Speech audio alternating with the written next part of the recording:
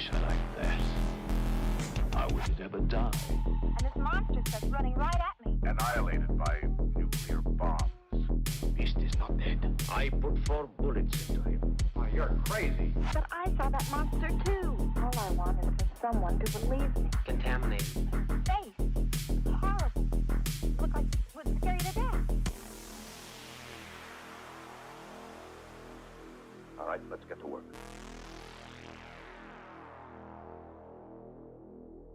Beyond the shadows.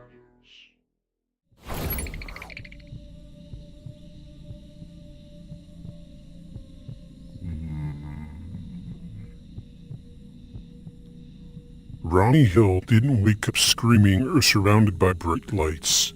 He woke up confused, sitting in his car with no memory of how long he'd been there, or why the engine was still warm. The road around him was familiar, but the time wasn't. Hours had passed that he couldn't account for, and the sense that something had gone wrong refused to fade. Over the next few days, the unease turned to fear. Sleep brought vivid, intrusive dreams. His body reacted in ways he couldn't explain, and no matter how hard he tried to rationalize it, one question kept surfacing. If nothing happened that night, why did it feel like something followed him home? Welcome to the Beyond the Shadows podcast, where I, your host Victus, does a deep dive into spooky, strange, bizarre, and sometimes just plain weird cases of the paranormal, including but not limited to ghosts, alien UFOs, and all manner of cryptids and high strangeness. This week we are talking about the Ronnie Hill UFO Extraterrestrial Encounter. That's right. That is absolutely right. We are doing the Ronnie Hill Alien Extraterrestrial UFO Encounter. This thing encompasses everything when it comes to extraterrestrials. This does it all. This is everything. Everything you ever dreamed when it comes to extraterrestrials. This has got it all. And tonight we have photo evidence. Yes, that's right. We have photo evidence. We actually have photo evidence for once. So we'll be going over that. We'll be picking that all the way apart. It's gonna be a blast. Irregardless how... I mean, a lot of people are gonna look at these photos and just start laughing out loud, but hey, it is what it is. Welcome in, everybody. This is Season 2, Episode 48 of Beyond the Shadows podcast. I'm your host, Victus, and tonight we are discussing the Ronnie Hill UFO Extraterrestrial Encounter. Pretty sure I got that right. Yeah. But first things first, we have some new subscribers on YouTube to give a shout out to. YouTube, we've got Slick and Daniel James Slack. Both have subscribed to YouTube. Thank you guys. You're the best. Give them a round of applause for Slick and Daniel James Slack, everybody. Everybody just give them a round of applause. And hold, we've got, wait a second, we've got a couple other people too. Yeah, not just YouTube this week. We have some new followers on Facebook. Sean Soder followed. There you go, yeah. Oh my gosh. We got Susan Furness. Destiny Veal. Let me see if I can pull up this full list. Jeez, it just seems like this was a good week. Or last week was a good week.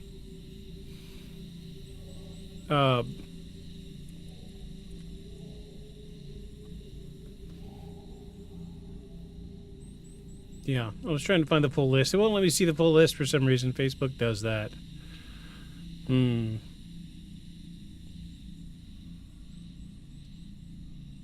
We're up to 92 followers on Facebook, everybody. So if you are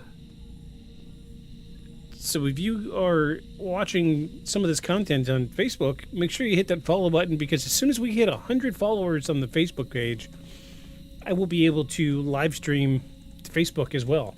So right now we're live streaming on Twitch, we're live streaming on YouTube, and using YouTube's new feature, the YouTube live reels section.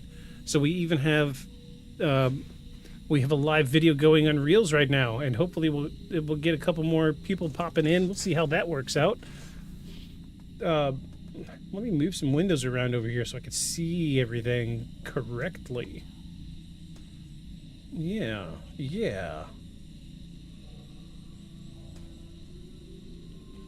I don't care too much about seeing the stream. I just want to see the numbers, the live numbers. I want to know who's here and who's not here. That's all.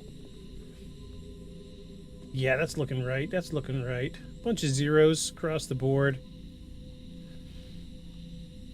Let's smooch that window down. Hey, that looks all right.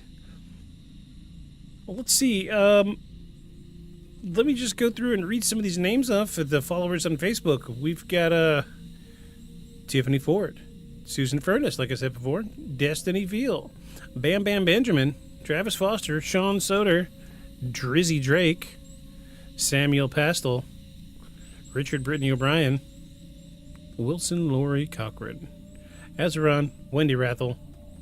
The list goes on. We've got nearly 100 of them, so thank you, all of you. You're all just so amazing. Thank you, everybody, for all the new follows this week. We're doing great things. We're doing great things. The numbers are slowly creeping up, so I'm grateful for every single one of you that gave a like and a follow. Thanks for all the new support to the show. Playing with the new lighting setup, so if it looks good in OBS, however, YouTube looks a little rough.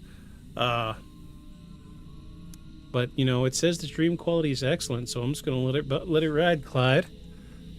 So yeah, we got 2 new followers on YouTube. Really, we get more followers than that, but a lot of people leave their profiles on YouTube are by default set to private. So unless you go through and actually change the setting in your YouTube profile, whatever account you're using, you're automatically going to be set as private. So if you follow it or like or subscribe to a page, the creator will never know. And that's why I just don't see 90% of the numbers that come through. What is our number on YouTube right now? I'm rambling, but you know, nobody's watching anyway, so I'm just gonna ramble.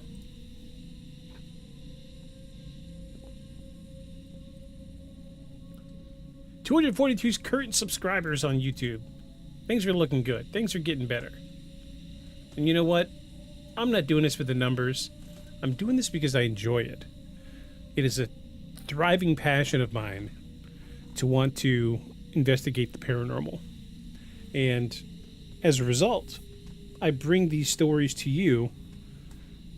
And, you know, if you get some type of value out of this, be it, you know, just a little bit, you know, 10 minutes of entertainment, you know, that's enough.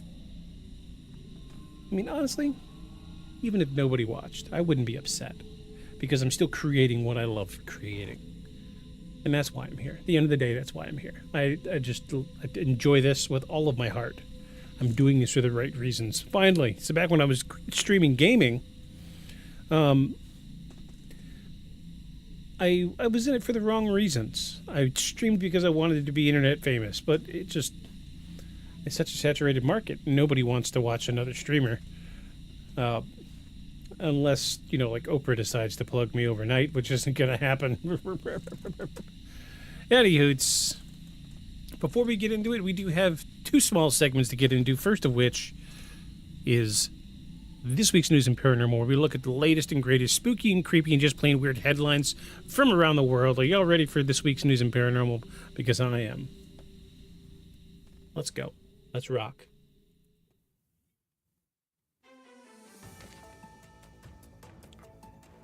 As of December 14, 2025, here is your headlines in the paranormal. A new Paranormal Activity movie is officially in development with horror filmmaker Ian Toussaint in talks to direct producer James Wan and James Bloom from Blumhouse and Paramount. This reboot marks the first major entry in this series since Next of Kin and is intended to as the 8th installment in the franchise. A fresh edition to Paranormal Digest dropped today, rounding up a variety of recent supernatural stories and odd occurrences reported from around the world for fans of the unexplained. It's a new a recurring publication for the paranormal.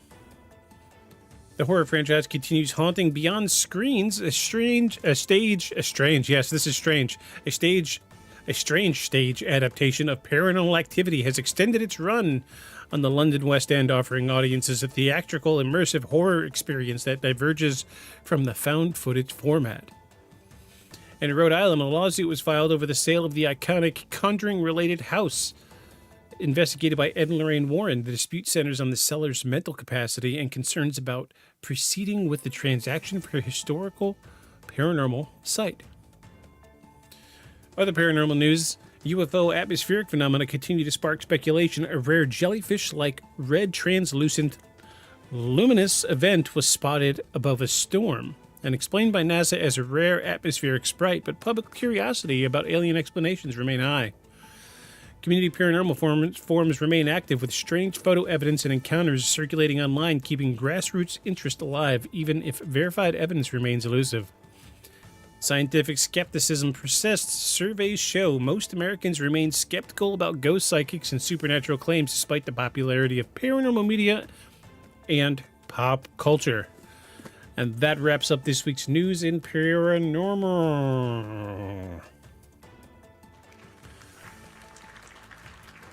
And we'll bring more to you next week. We'll get you some fresh tidbits to mull over for the week. Adios. So I was on the phone with the president this week. And he was like, Victus, I gotta know. And my Trump impression is horrible, by the way. Your show's really great. It's really great. I love your show. But I gotta know. What shirt are you wearing today?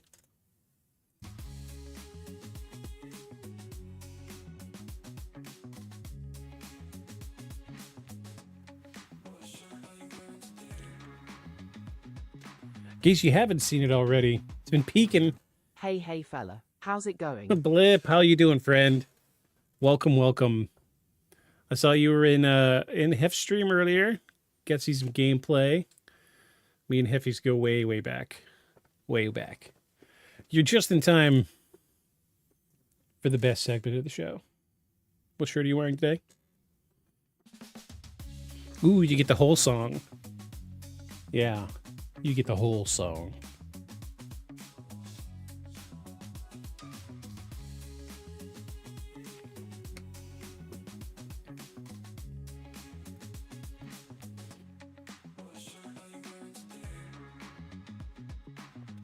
Were they?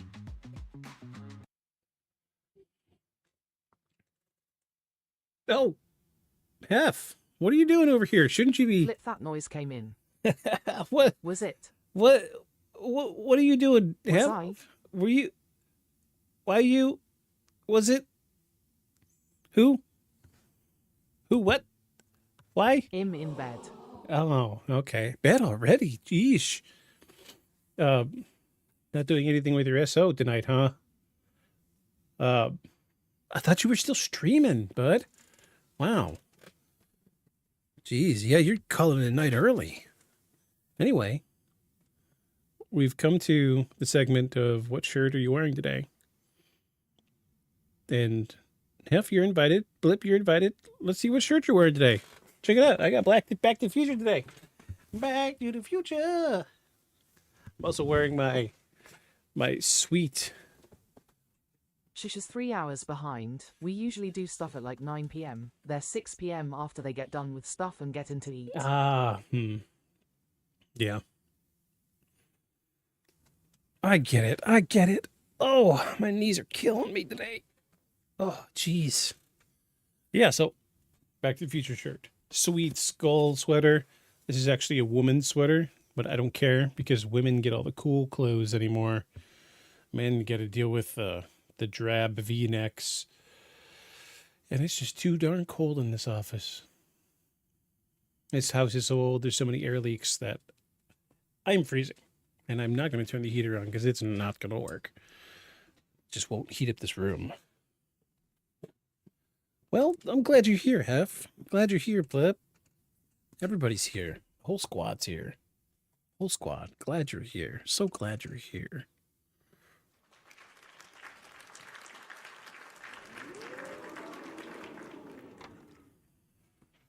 Well, ain't nothing to it but to do it. You know, ready to get into this? We've got a really weird story tonight. Weird doesn't quite cut it. This one is just balls to the walls bizarre. I almost didn't cover this tonight, but, you know, it was so weird and so few people have heard about this one that it seemed like a disservice to not talk about it. At least talk about it, right? So, we're going to get into it. Tonight we're talking about the Ronnie Hill UFO Extraterrestrial Encounter. Among other things, a UFO Extraterrestrial Encounter. This one's really bizarre. We're going to get super faded with my gigantic beverage. I say super faded. Think this might actually be a new one for me. Ah, you see? Yeah, like there's photos involved with this case, and I had seen the photos, but I didn't know the story behind it. This one is a little strange. It's a little strange, to say the least. Jeez, my freaking forehead is gigantic tonight. I can fix my hair? What's going on? Why is my freaking forehead the size of the state of Alaska? Ugh. No, that didn't really help. Wait, yeah, that's that. Oh, because half of my hair is behind my ear. Yeah. A big forehead is a sign of great intelligence, you know. Thank you kindly. It's yeah, I think my hairline might be starting to creep back a little bit, and I'm not ready to admit it. This is likely the last time I grow my hair out. We'll see what happens. Anywho, I said it before and I'll say it again. If we hit 1 million subscribers on any platform, I will shave my head. So the offer is still standing.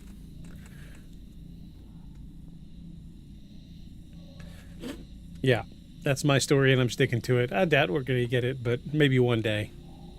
10 years down the road, and if I'm still doing this podcast and I've got 1 million subscribers, just remind me and I'll just do it. If I don't already have a shaved head by then. All right. I hope y'all are ready for this, because it's going to be a wild one. Strap yourself in. Seatbelt. I don't have my tinfoil hat anymore, or I would be putting my tinfoil hat on tonight, because this is, it's a wild ride, to say the least. Let's get into it. Let me move my little script over here so I can see what I need to see. Awesome. Y'all ready for Act 1? Let's get into it. Act 1, this is Season 2, Episode 48 of Beyond the Shadows podcast, the Ronnie Hill UFO Extraterrestrial Encounter. Let's get it.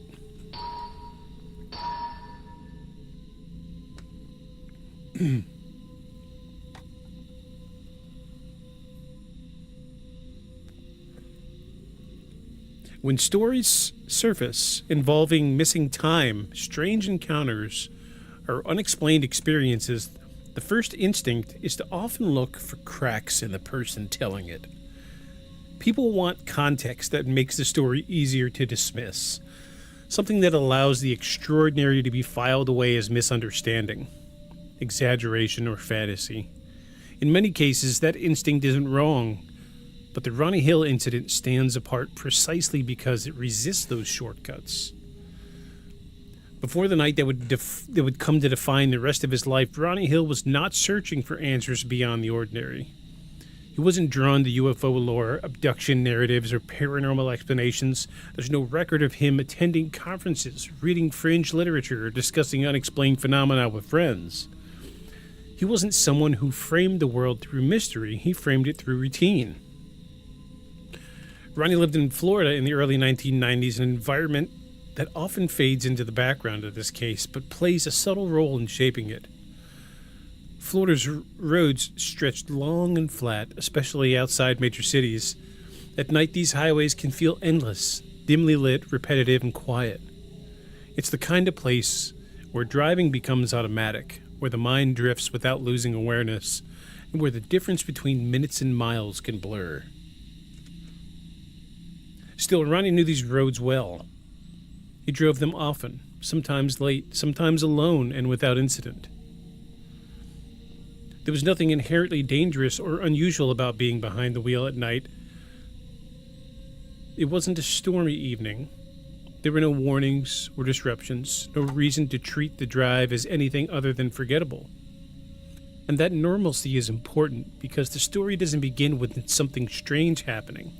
It begins with something ordinary refusing to remain intact. People close to Ronnie described him as steady and grounded. He wasn't impulsive. He wasn't prone to exaggeration or emotional volatility. He held a job, maintained relationships, and lived a life that didn't draw attention. There were no known struggles with substance abuse, no diagnosed mental health conditions, no patterns of behavior that would later be used to undermine his credibility. That doesn't mean Ronnie's life was without stress. No life is. But it does mean there were no clear fault lines waiting to split. Nothing about his personality or circumstances suggested he was on the verge of a psychological break or desperate for meaning. In the weeks leading up to the incident, nothing out of the ordinary was reported. Ronnie wasn't experiencing sleep deprivation. He wasn't under extreme emotional strain. There were no significant changes in his work, relationships, or health. If anything, the days before the incident were unremarkable. But before I move forward, I do believe that I mislabeled tonight's stream. It wasn't in the 60s. It was the 90s. Let me change this right quick. Yeah. Oops. On the night in question, Ronnie set out on a familiar drive. The destination itself matters less than the fact that it was routine. This wasn't a spontaneous decision or an unfamiliar route. It was a path he'd traveled before, one that required no special attention or planning. Ronnie later recalled being alert during the drive, not energized, not exhausted. He remembered the road, the feel of the car, the quiet rhythm of late-night driving. There was no sense of drifting off, no struggle to stay focused. The kind of mental state where muscle memory takes over, but awareness remains intact. I'm very familiar with this. I spent many years driving long distances for my job. And when you drive 6, 7, 8 hours a day to a job, work 8 hours, do the same drive back, your brain kind of goes on autopilot. I used to say that I did my best thinking when I was driving because you can put your brain on autopilot when you're driving. So this is not entirely unfamiliar to me. I say autopilot. It's horrible to say that. It really is. But when you're driving long distances, there's no cars to interact with. All you have to worry about, your entire brain's processing power can be funneled into staying in the lane. You're not going to run into anybody, so what's the point of, you prioritize your mental processes. So I understand this. You give the bare minimum to your brain to function and operate your vehicle because you're not going to see anything else on the road. So you let your mind drift a little bit. And I said it before. I'll say it again. I do my best thinking when I'm driving.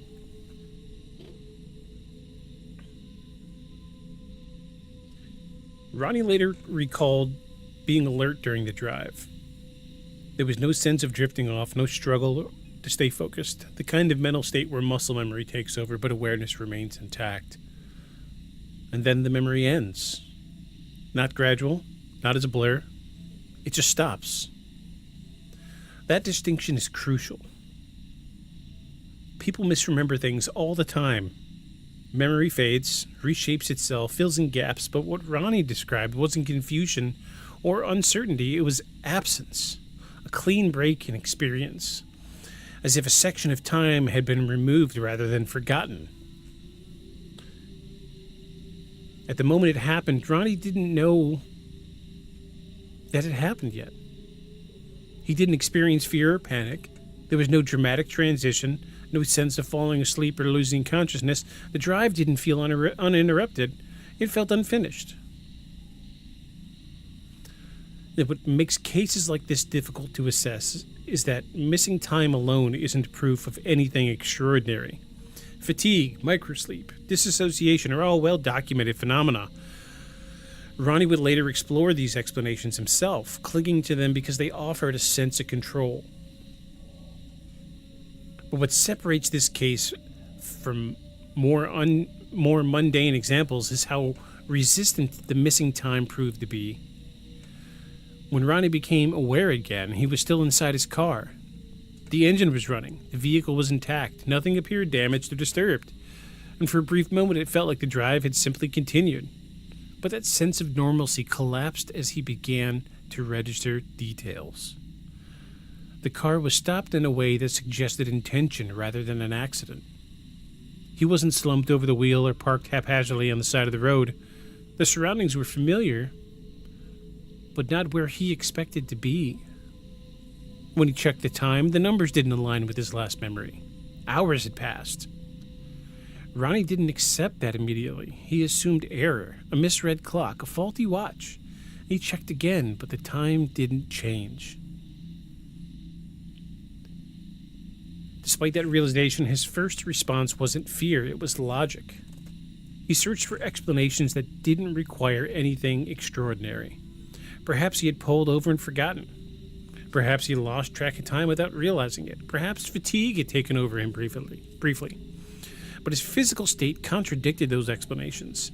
He wasn't groggy. He didn't feel disoriented or confused. His awareness was sharp. His thoughts were clear. And that clarity made the missing hours harder to miss. And eventually, Ronnie resumed driving and went home.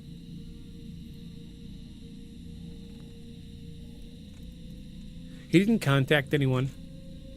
He didn't report the incident. At that moment, the experience still felt ambiguous, strange but not threatening. He told himself, if it ever happened again, he could file it away as a one-time lapse. That decision to stay silent would later become significant. People seeking attention tend to speak immediately, which is a thing that we do look at in these investigations.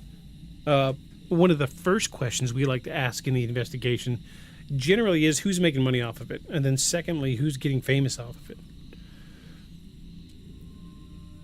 So already we've got something kind of playing into his favor here. We've got a guy had something happen, doesn't quite know what it is, but instead of going and making a fuss about it, he just goes home. Yeah, he and I are not so different.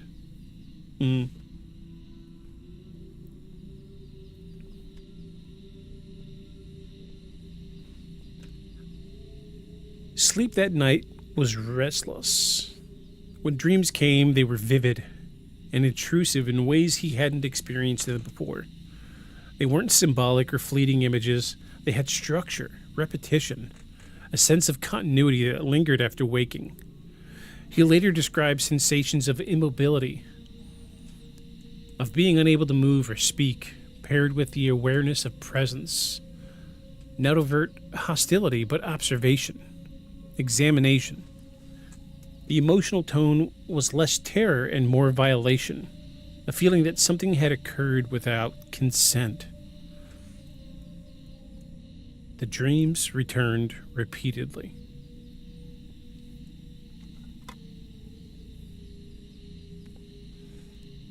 During the day, the effects followed him. Anxiety surfaced without clear cause. His heart would race unexpectedly. He felt a constant low-level alertness, as if his body believed danger was nearby even when his mind couldn't identify it. Physical symptoms followed. Fatigue that didn't match his sleep. Headaches.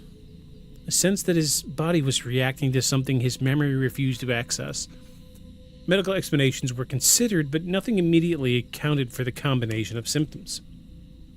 And as days passed, Ronnie began noticing smaller disruptions. Brief lapses in memory, moments where time seemed to slip away unnoticed. Objects disappearing slightly out of place. None of these incidents were dramatic on their own, but together they reinforced the sense that the initial event hadn't ended on the roadside. Still, Ronnie resisted framing. That resistance didn't come from skepticism alone, it came from fear. Accepting that something unknown had interfered with his life meant accepting a loss of control he wasn't ready to face. The missing hours remained sealed in his mind.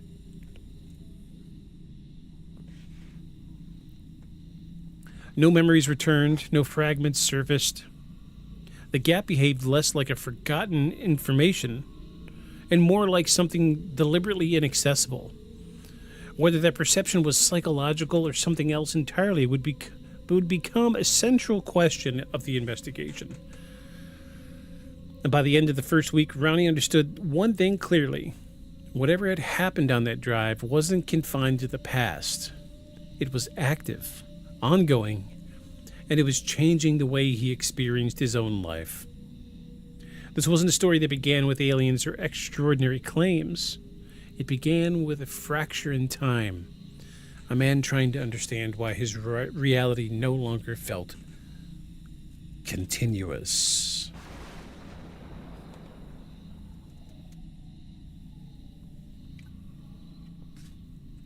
All right, so let's break it down. We have, out the gate, textbook case of missing time. And if you watch the show long enough, you know all about missing time. We've talked about it at length many, many, many times. Generally, missing time is associated with alien abduction. Generally. There's a few cases outside the norm that do involve missing time that don't necessarily explicitly deal with extraterrestrials or UFOs or alien abduction. Outside of that, the most prominent case is a person who went missing in the woods for like 3 months and couldn't remember where he was when he was gone. And through regression hypnosis, he believed that he was being held captive by fairy folk. Take that for what it's worth. No substantial evidence to prove one way or the other. The inability to prove that it happened weighs just as heavily as the inability to prove that it didn't happen. So, without real tangible evidence, it's really hard to say precisely what happened with that guy. But there is missing time involved. So, again, a textbook case of missing time. But I will say, for the sake of this guy's character development here, he is showing signs of good character. So I do believe, like, the Travis Walton incident, the case that inspired the movie Fire in the Sky. Dude disappeared for months. He was gone for months, and then he reappeared. And as soon as he reappeared, he wanted to tell his story. I think it was like 3 weeks after he became... 3 weeks after Travis Walton came back, he had already started talking to somebody about a book deal. And movie rights were being talked about. Less than a month after he was returned from the mothership. So, we can use that as a baseline because... We've done that investigation. We've already, we said, honestly, I think at the end we said that it was a legitimate case of paranormal encounter. However, the big red flag for the Travis Walton alien abduction case was 15 raiders from Ollie Makes have joined. Wow. OMG. Wow. Hi. Wow. Welcome, friends. What were you guys doing? What were you doing, Ollie? Yeah, that audio was a little late. What were you doing? What were you streaming? I'm sorry, I've been busy for the last few hours. I usually pop in and see who's live before I start streaming. What were you doing, friend? Welcome in, Raiders. Playing Hogwarts and shouting at the game. Oh, geez, yeah. I wanted so badly to get into Hogwarts Legacy. I just couldn't. I don't know. If the game doesn't click with me in an hour, I can't do it. And I wanted so badly to get into Hogwarts Legacy, but I just could not get it. It just didn't grip me.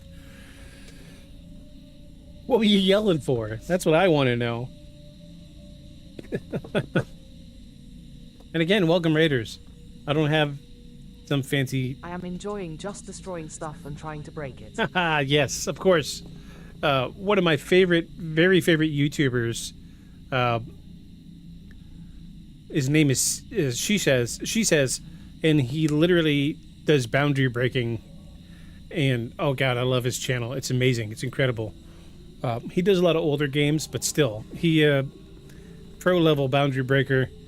And then there's another YouTuber called Let's Game It Out, and he is like pro level breaker. Like, he will find a way to break the mechanics in any game, and absolutely wonderful YouTube channel if you like breaking games. Dude just has a very intimate knowledge of how how the mechanics of... Yeah, Let's Game It Out is great. Yes, he is. He has a new channel called Let's Unofficially Game It Out, where he streams live, and it's not as good as his polished videos, but it's still quite excellent. Dude's voice is phenomenal. Like, does he just have like a golden set of pipes, or does he have a $4,000 mic? I'd love to know. I've messaged him 100 times asking what mic he's using, but he's never responded. But yeah, I've been a fan of Let's Game It Out since there were 2 hosts on the show. Goes way back. Me and that channel go way back. Yeah. Anyway, welcome, Raiders. Welcome, Ollie. Thank you for the raid, friend. I hope you're well. Tonight we're discussing the Ronnie Hill UFO Extraterrestrial Encounter. We've only just finished Act 1, and we're dealing with some missing time. And we're talking about baselines and other extraterrestrial alien encounters, UFO abductions that also deal with missing time. Like the Travis Walton incident. And the Travis Walton abduction was the baseline for the movie Fire in the Sky. We did cover that in Season 1, and it was one of my very favorite cases. Love the Travis Walton incident. We did come down on a unanimous yes. It was actually a paranormal investigation, or it was an actual paranormal event. So we're just kind of drawing parallels between other cases right now that have to do with missing time. So the script writing is kind of built in a layer of mystery. We're pacing it kind of correctly. I hope y'all are doing well. I'm so glad y'all are here. Let's get a round of applause, everybody. Round of applause. Round of applause.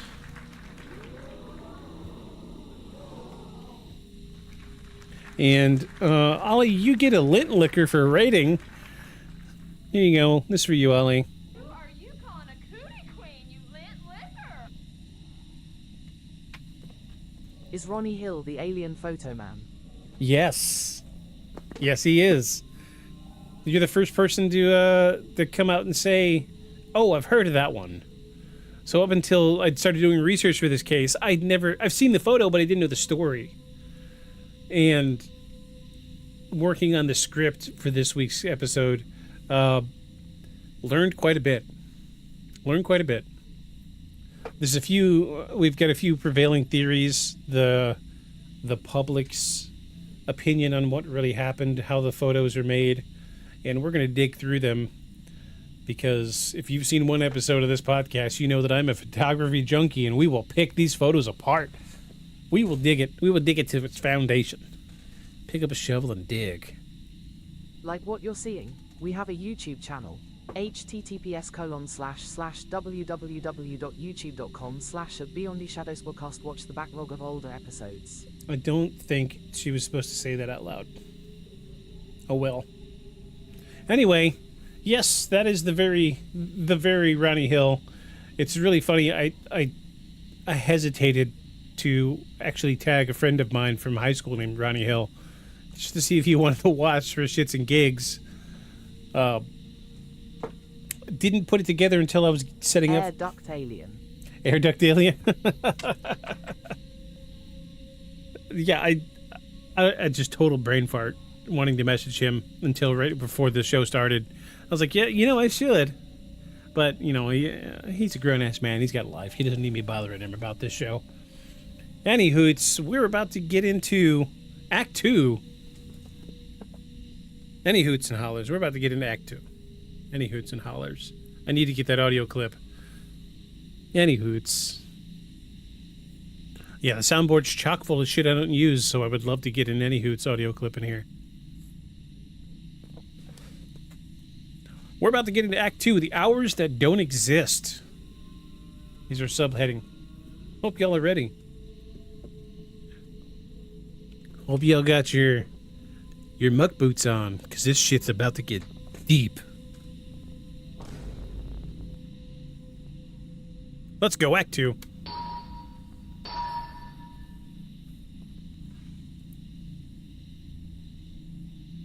So if Act 1 is about the stability of Ronnie Hill's life before the incident, Act 2 is about what happens when that stability fails in a very specific way. This is the point where the story stops being theoretical. Time doesn't behave the way it should, and no explanation fully accounts for it. The night itself does not announce its importance. There are no warning signs, no strange lights in the sky, no feeling of dread creeping in. The absence of spectacle is part of what makes the event so difficult to process for both Ronnie and anyone who later examines the case. Ronnie was driving a route he knew well, late enough that traffic was light, but not so late that the route felt abandoned. The environment was quiet in the way that familiar roads often are at night. Engine noise, passing reflectors, the steady repetition of pavement beneath the tires. He later described his mental state as calm and alert. Not energized, not distracted, just present. There's no memory of anything unusual happening during the drive. No sound, no flash, no interruption, and then the memory stops. It doesn't fade out the way sleep does. There's no sensation of drifting or losing focus. One moment exists clearly in his mind, and the next doesn't exist at all. The distinction would become important later because it shaped how investigators view the event. Ronnie wasn't describing confusion, he was describing a complete absence of experience. When awareness returned, it returned quietly. Ronnie became conscious of sitting behind. I almost said shitting. Oh, geez. I really hope he wouldn't. I really hope he wasn't shitting behind his wheel. Oh, geez, what a mess. You'd never get that out of the fabric of the seat. Ah, jeez. Yeah. Insert shitty joke here. Shitty joke? Oh, you see what I did there? I'm on fire tonight.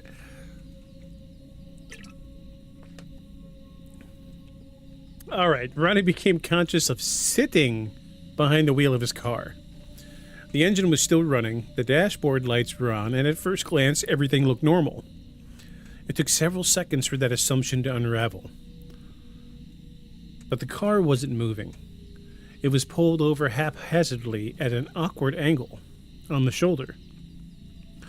It was stopped in a way that suggested intention, and the surroundings were familiar, but not where Ronnie believed he should be based on his last clear memory of the drive. And then he checked his time. The numbers didn't make sense. Several hours had passed. This realization didn't produce immediate panic. Instead, Ronnie questioned the information itself. Oh my gosh, am I repeating? Act 1? Am I repeating? Hold on. Did I repeat? Am I repeating? Hold, please. Hours had passed. It's the same basic information. We're repeating some for context here. Sorry. The realization didn't produce immediate panic. Instead, Ronnie questioned the information itself. He checked the clock. He checked his watch. Both confirmed the same time. Time had moved forward without him. The human brain resists conclusions like that. Ronnie's first instinct wasn't fear, but correction. Something must be wrong with the measurement. A faulty clock, a momentary lapse, an error that couldn't be fixed with context. But context didn't come. Ronnie took stock of his physical state. He wasn't sore, he wasn't dizzy, he didn't feel groggy. His thoughts were clear. His memory before the gap was intact. The clarity worked against every explanation he tried to apply. If he had fallen asleep, why didn't he feel like he had slept? If he had blacked out, why was there no residual confusion? If he had pulled over intentionally, why didn't he remember doing so? None of the answers fit cleanly. Eventually, Ronnie made the decision to continue driving. This choice is often overlooked, but it's revealing. People imagine the experiences like this, with immediate fear or dramatic reaction. More often, they end with denial. Ronnie chose motion over confrontation. He wanted to put distance between himself and the question. So he drove home. Once home, the sense of unease began to grow. At first it was subtle. A heightened awareness. A feeling of alertness that didn't match his surroundings. The house was quiet, familiar, safe. But his body didn't respond to it that way. He felt keyed up, as if the nervous energy in his nervous system hadn't received the message that the night was over. And sleep did not come easily, and when it did, it brought dreams, bizarre dreams. What disturbed Ronnie most wasn't fear in the traditional sense, it was violation, the feeling that something had happened without his consent, that his own mind was refusing to show him what it was. These dreams didn't occur once, they returned night after night, with minor variations, but consistent emotional tone.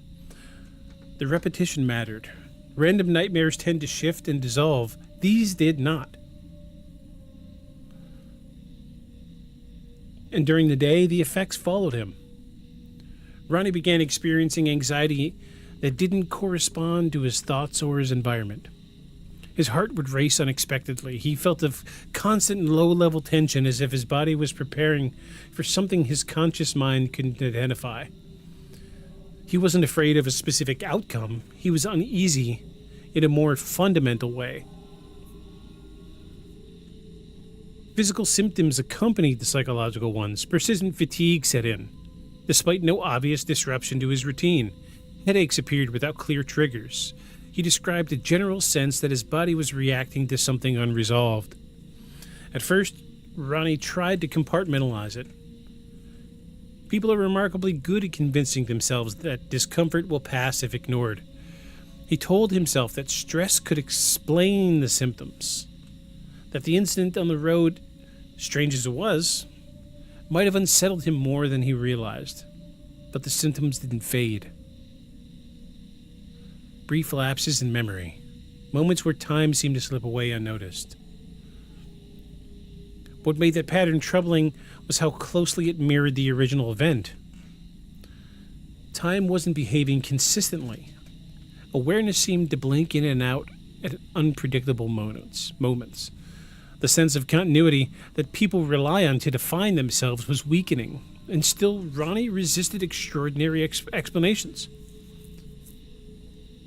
This resistance is one of the most important aspects of the case. He did not immediately frame the experience as paranormal. He did not jump to abduction narratives. In fact, he actively avoided them. The idea that something unknown had interfered with his life was more frightening than the possibility of psychological explanation. So Ronnie began searching for answers that kept the experience contained within himself. He considered medical causes, neurological explanations, stress-related disorders. He questioned his own perception before questioning reality, but no explanation fully accounted for the several missing hours. That absence, the complete lack of memory, continued to behave differently than normal forgetfulness. It didn't soften over time, it didn't return in fragments, it didn't produce sensations or half-formed images, it remained sealed, as if deliberately inaccessible. And this quality would later draw the attention of investigators because it contradicted how memory loss typically behaves. Even in cases of dissociation or trauma, something usually surfaces. A transition, a sensation, a sense of before and after. Here, there was only after. As days turned into weeks, Ronnie found himself unable to ignore the impact the incident was having on his life. His sense of control was eroding. He felt less certain of his own perceptions, less confident in the continuity of his experiences. The missing time was no longer an isolated event, it was a reference point everything else seemed to orbit around. And eventually Ronnie reached a point where internal reasoning was no longer enough. He needed an external input. But that decision didn't come easily. Reporting missing time is one thing. Reporting recurring dreams, physical symptoms, and persistent sense of violation is another. Ronnie was acutely aware of how much his story might be received. He chose his words carefully. He focused on symptoms rather than conclusions. What he didn't do was claim certainty, and that restraint would shape everything that followed. Because once others became involved, medical professionals, researchers, and investigators, the question shifted. It was no longer just about what Ronnie believed happened. It became about what could be demonstrated, tested, and examined. The night on the road was over, but its consequences were just beginning. And the effort to recover what happened during those missing hours would push Ronnie toward methods he had never imagined considering. Methods that would eventually challenge the reliability of memory itself.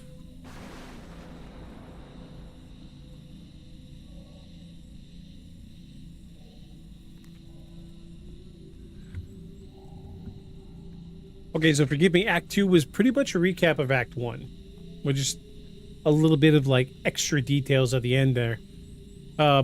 Again, we're just dealing with... I think the intention for Act 2 was to really drive home the fact that he was personally struggling very hard with the fact that he was missing time.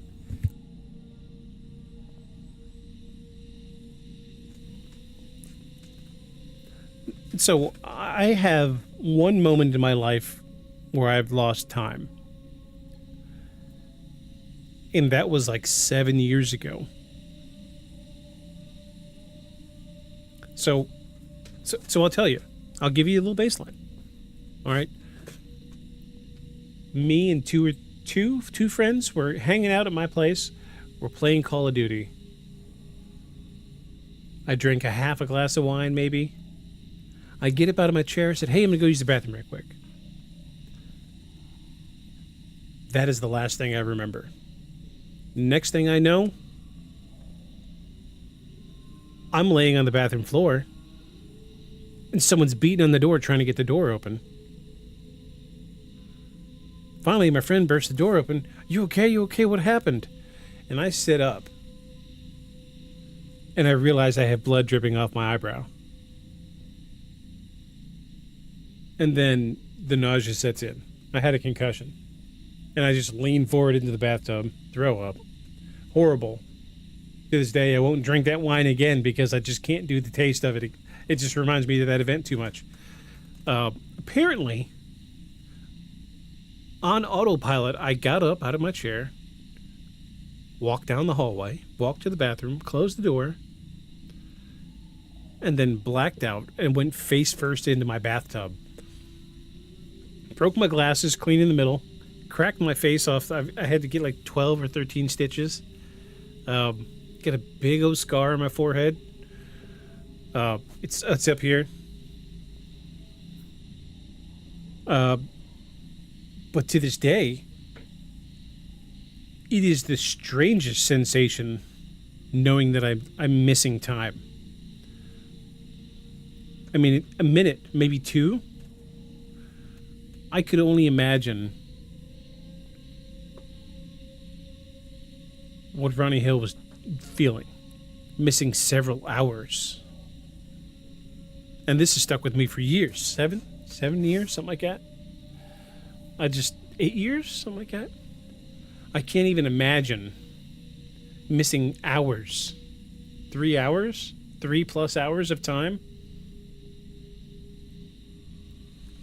That is something that would rock somebody to the core. Absolutely.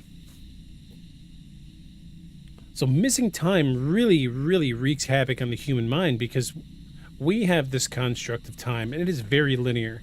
We always know what time it is. We have clocks everywhere. We're constantly... That's a regular Saturday night over here. Yeah, it was wild. I still don't know why I blacked out. Went to the doctor. I got a freaking CAT scan? Something? The one where they look at your brain. They don't know what caused it. They're like, well, how much did you have to drink that night? And I said, not even a full glass of wine. Half a glass? They're like, well, that's not it. I still don't know what caused it. I really have no clue. It was just a freak accident. Maybe the way I was sitting when I stood up, it made like blood rush to my head or away from my head. I don't know. It was very weird. It was very weird. But like the human mind works linear in a linear fashion when it comes to thinking about sitting down too long. Yeah, I don't know. I really don't know because there's been times where I'll sit for hours playing video games and I get up and I'm fine. It's never happened again. This is the weird part.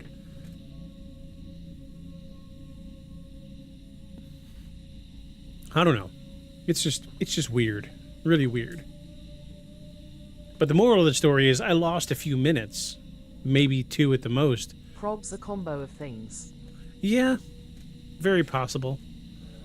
I was working a heavy, stressful job at the time. Probably, definitely a combination of things. But I lost 2 minutes. I can't imagine 3 hours. When the human mind deals with time in a linear fashion and you lose 3 hours? Could you imagine? Sitting at your desk like I am here, and I'm saying, oh, well, it's 5:58 p.m. And then I do a couple little things, and then I look over, and then it's 9:58.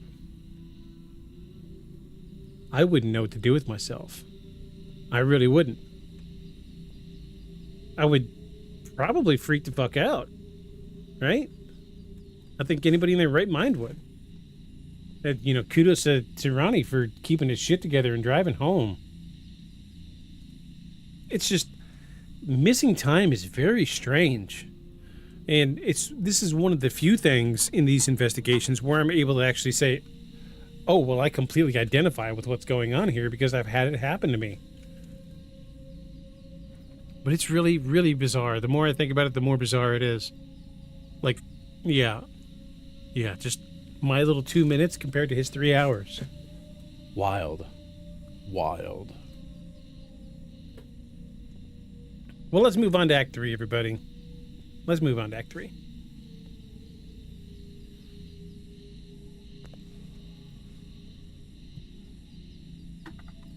This is Act 3, when silence stops working.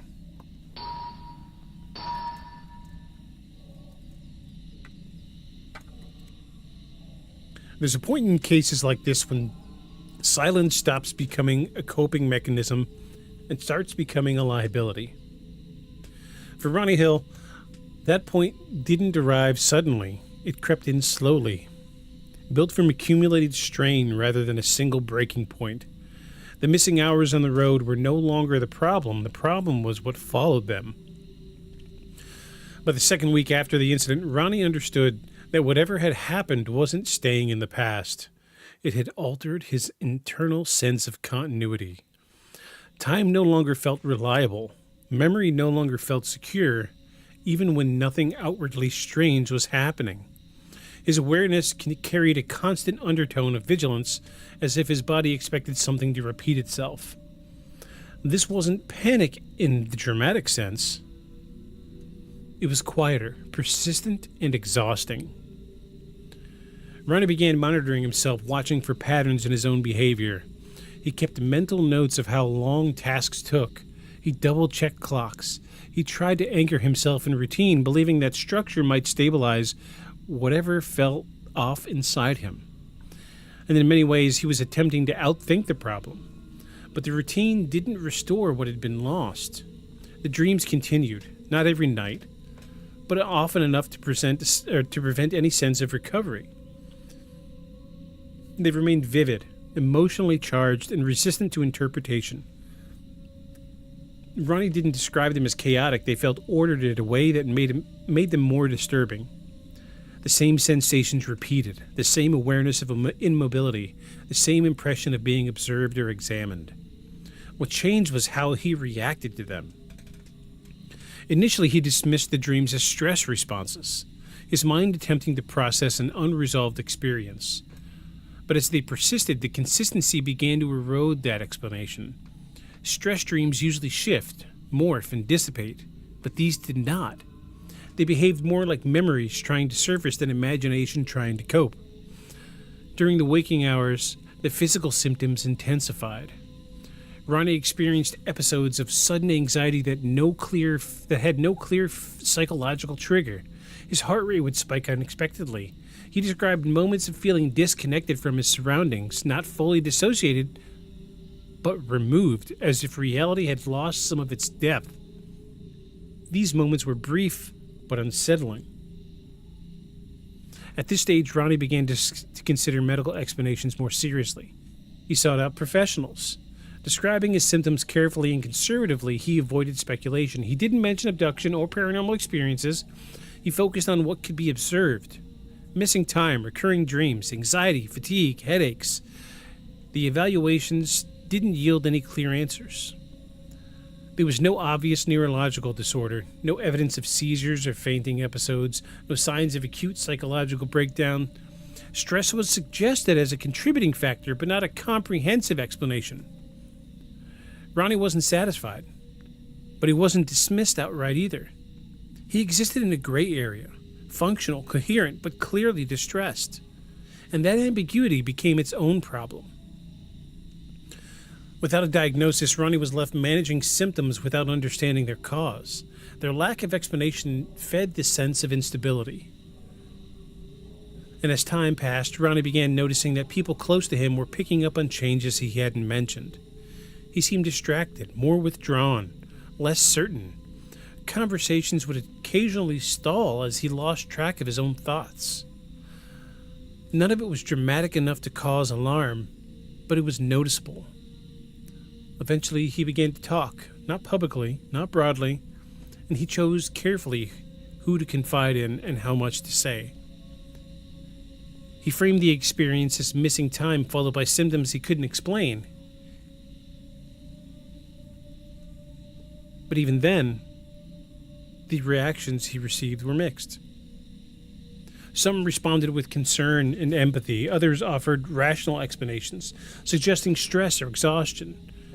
A few reacted with visible discomfort, unsure how to engage with something that didn't fit into the familiar category of life. Ronnie took note of these reactions. They reinforced his hesitation to go further.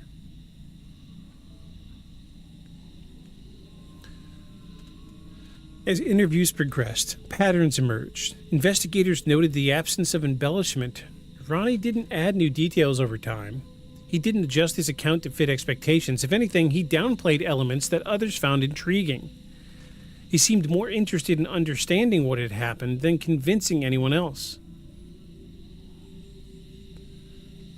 No matter how many times Ronnie revisited that night in his mind, nothing surfaced. There were no flashes, no emotional surges, no partial recall. The memory gap remained absolute. And at this point, more invasive methods were suggested. Hypnosis.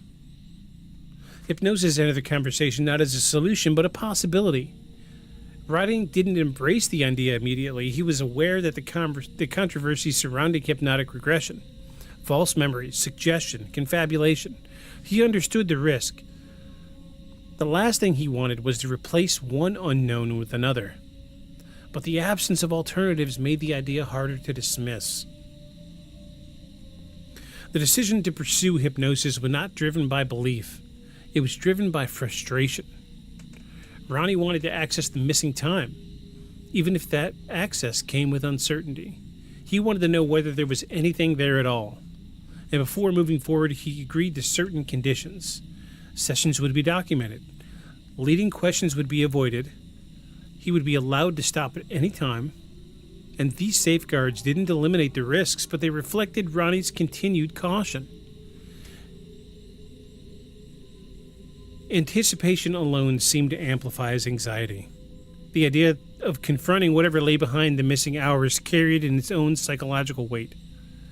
Sleep became more erratic. Dreams intensified. The sense of being on edge of something unresolved grew stronger. This period marked a shift in the case. Up to this point, the incident had been something that happened to Ronnie. Now it was something being actively examined. And Ronnie felt that pressure, even when it wasn't stated outright.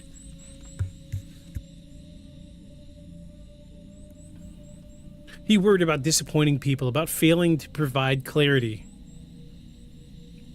about discovering something he couldn't reconcile with his understanding of reality.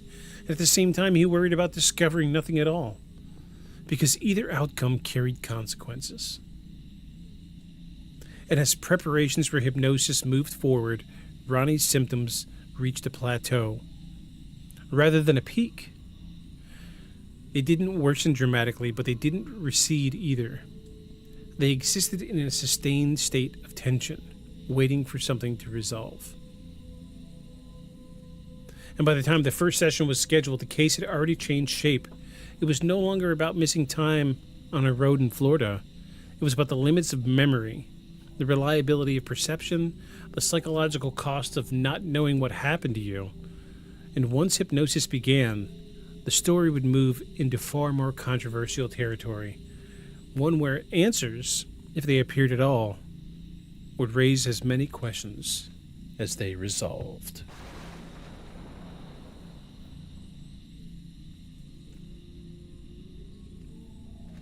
All right. I'm going to leave you all to think about that for just a second. I've got to peel away and use the restroom. Okay. So don't go nowhere. We're going to wrap this thing up in a nice, pretty little bow. So hold on to your horses. Here we go. Be right back. Didn't expect that. I really didn't. Awesome. Cool. We're losing people, but that's fine. We're going to move on forward, folks. So now you've heard the foundation of what the Bridgewater Triangle is. We're going to tie off into Act 2. And in Act 2, we're going to talk about some of the things that have been reported in the Bridgewater Triangle. All right? We're moving on to Act 2, everybody. Act 2.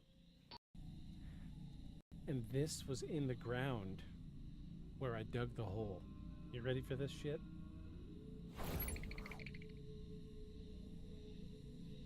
A cat with... But wait.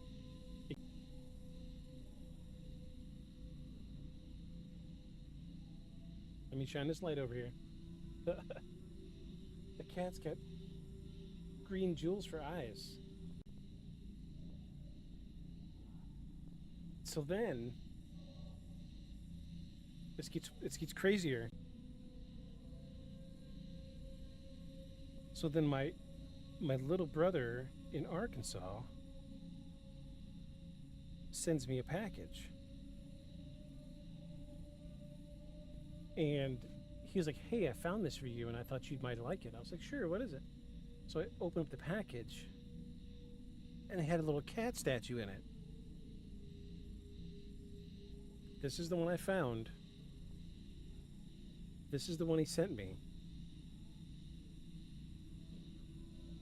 Exactly the same, just with different colored eyes.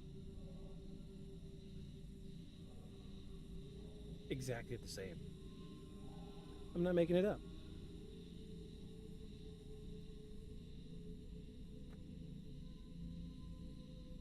How does this happen? Oh, yes. I get it. Since we're talking about it, I'm going to show you what my favorite camera is.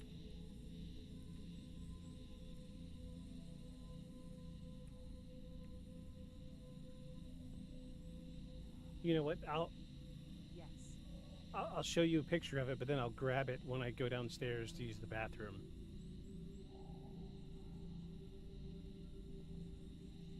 I love this camera so much. I do. This is my cameraception, yeah. So this is the Argus Super 75. Those freaking gingers, jeez. Aliens. Wait, we got something good? I guess the best thing I got for a ginger is this. Who are you calling a cootie queen, you lit liquor? A 1999 Taunton Daily Gazette article titled "The Man Who Isn't There" compiled police logs over 20 similar calls dating back to the 1960s. While not a cryptid in a biological sense, the Phantom Hitchhiker fits the triangle's pattern of overlapping folklore. Half ghost story, half modern myth tied to the same stretch of road that borders the swamp. But the image had, like, it was obviously a pterodactyl, but it was laying on the ground in front of the men, and they were like posted up like they shot it. How do you spell pterodactyl? P-T... Seville, Massachusetts officially has no native cougar population. I don't know. Cougars.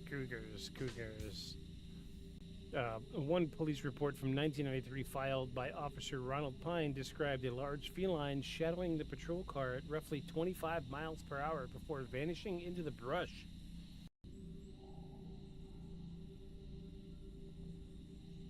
I love this camera so much.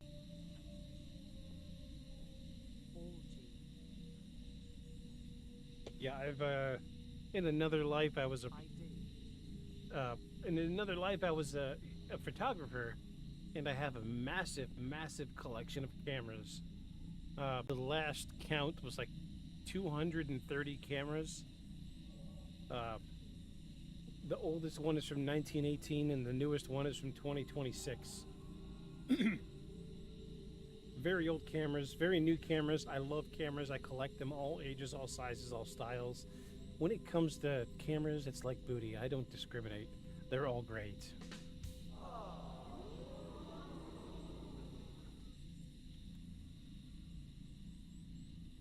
But anywho, it's, yeah, I'm in the middle of a project. So since you like photography, I will tell you I'm in the middle of a project that I have a bunch of old cameras from like the 60s and 70s that I really like the way the image comes across through those cameras. I have a couple old digital cameras. I'm going to tear them down and see if I can't find a way to put like a digitizer from a digital camera in one of my older cameras, so I can use them like a digital camera, but it's through the old camera. You see what I'm saying? It will probably take me a year or two to figure it out, but I'll get it. I get it. Since we're talking about it, I'm going to show you what my favorite camera is.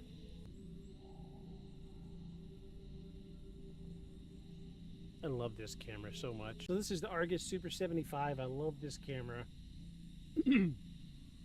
This camera was issued to standard infantry during World War II, and when I found my Super 75, it was rusted shut, and when I finally got it open, it had an original roll of film in it from the 1940s. So I sealed it, sent it off to a company, and they developed the images, and they said, well, there was only 2 or 3 on there, but they were from World War II, It was from somebody that was active military, and they took some battlefield shots. They just sent me the email. I looked at them. I was like, hey, that's really cool. And that was about it. They sent me a free roll of film for it. But no, it's a really great camera. When I use the bathroom, I'll grab it. I would love to show it off. I love showing off this camera. It is one of my favorites. It is my favorite. But I'm glad somebody around here appreciates photography like I do. So not all creatures are described as living, and okay, I returned. So, before we go any further, I need to explain one thing.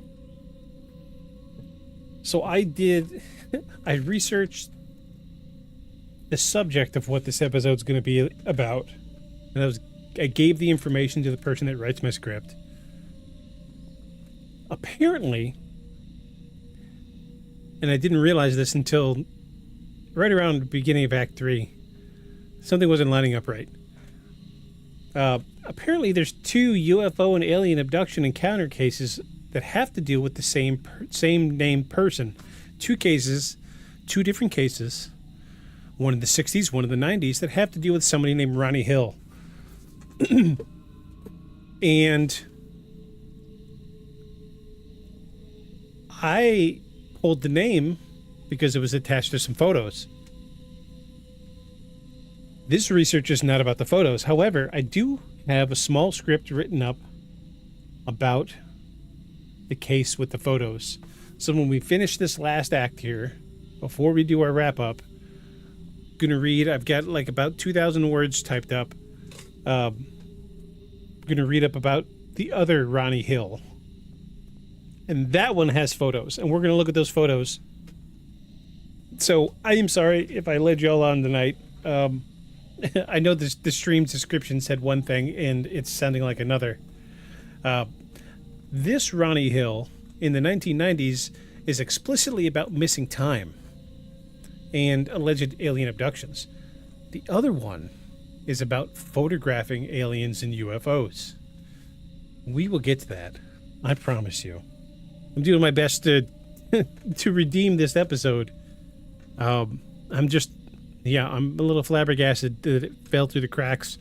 What are the odds that 2 cases 30 years apart dealt with 2 people with the same name and dealt with the same subject of alien abduction and UFOs and extraterrestrials? What are the odds? I was super confused when I looked it up why a 14-year-old was driving. Yeah. I was like, yeah, this isn't making sense. We're gonna talk about the other one. I'm sorry. This is still an interesting case. I love missing time.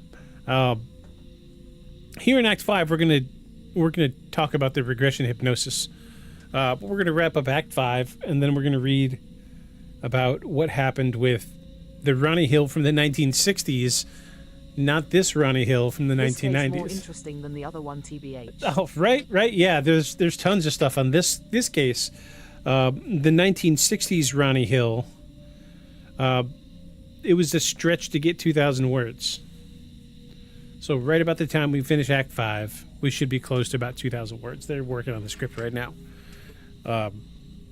So sorry for the confusion. 100% my bad. We're gonna blame this on me. But I'm going to blame it on the universe for naming 2 people with the same name and have the same paranormal encounter. Kind of the same. We'll get to that. We'll get to that. This is still a really interesting story.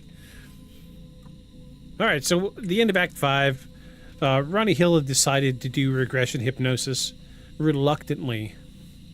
Or at the end of Act 4, he decided to do regression hypnosis therapy reluctantly. And we are going to get into this and see what happened. What he found out.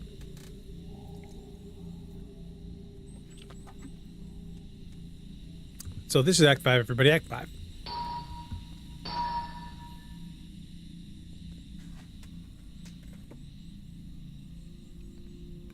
So by the end of the investigation, Ronnie Hill had something he didn't have before. documentation, testimony from professionals, and a record of efforts made in good faith to recover what had been lost. What he did not have was the one thing he wanted most: closure. That absence is where the story becomes hardest to categorize. Cases like this are often discussed as puzzles to be solved. People look for the moment where the mystery breaks open, where a hidden detail flips the entire narrative into focus. The Ronnie Hill incident refuses that structure. The missing hours remain incomplete even after hypnosis. The polygraph supports sincerity without proving facts. The symptoms speak to real distress. Monty, what are you doing? Welcome, Monty Moo. Welcome, welcome, welcome. Have some applause. How are you, friend? Glad you're here. You showed up just in time to see me fuck up majorly and try to recover this episode of the podcast. Yeah, I did that. How are you this evening? Glad you're here. Glad you're here.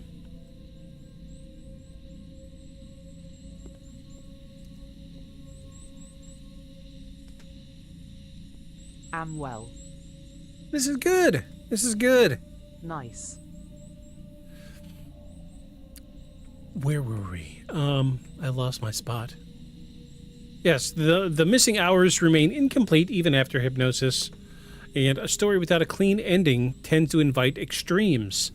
Some people will insist the case proves abduction, and others will insist it proves only psychological vulnerability. Both positions offer certainty, and certainty is comforting. Ronnie's experience offers something else, a lingering unresolved disruption that doesn't cooperate with comfort. The most honest way to approach Act 5 is to treat it as what it truly is, the aftermath of uncertainty. Much like my plan for this podcast tonight. The aftermath of uncertainty. Yeah.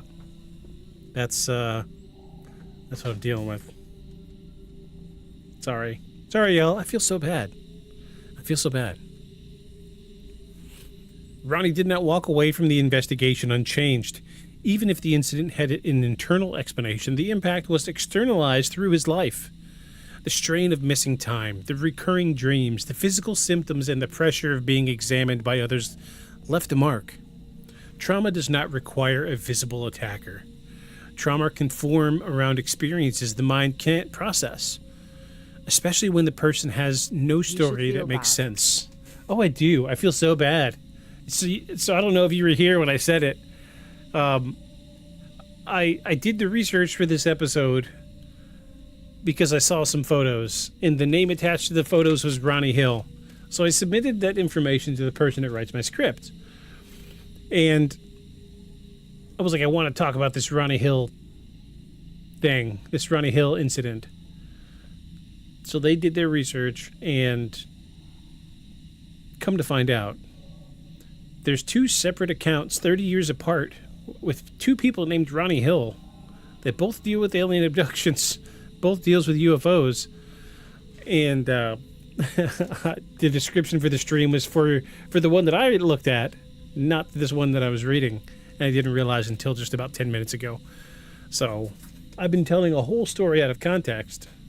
I kept waiting. I'm reading it. I'm like, this is going to turn any second now, and this amazing photo is going to come up. Wow. Yeah, I did. I did bad. Shame on me. Go ahead and shame me if you want. Fine, I deserve it. I will give you all a chicken attack for my shame. Chicken attack. Chicken attack.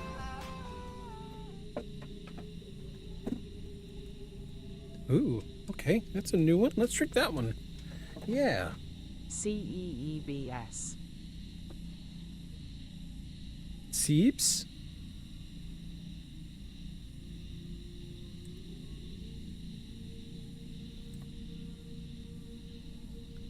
And we'll do a potato A potato for everybody, too. Can't talk about...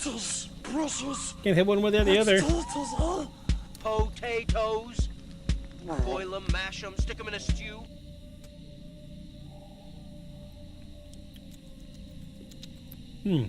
That's good. I've never had that one before.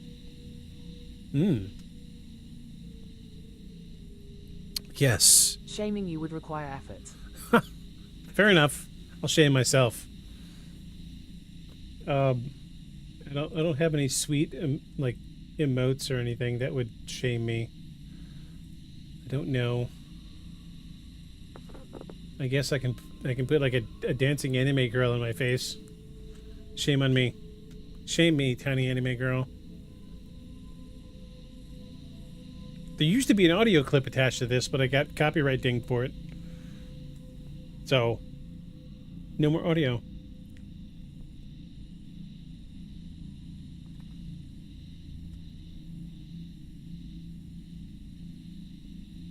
Ooh, what's that? Is that a... Oh, jeez. I know the name, but I can't think of the name. I know what show it's from.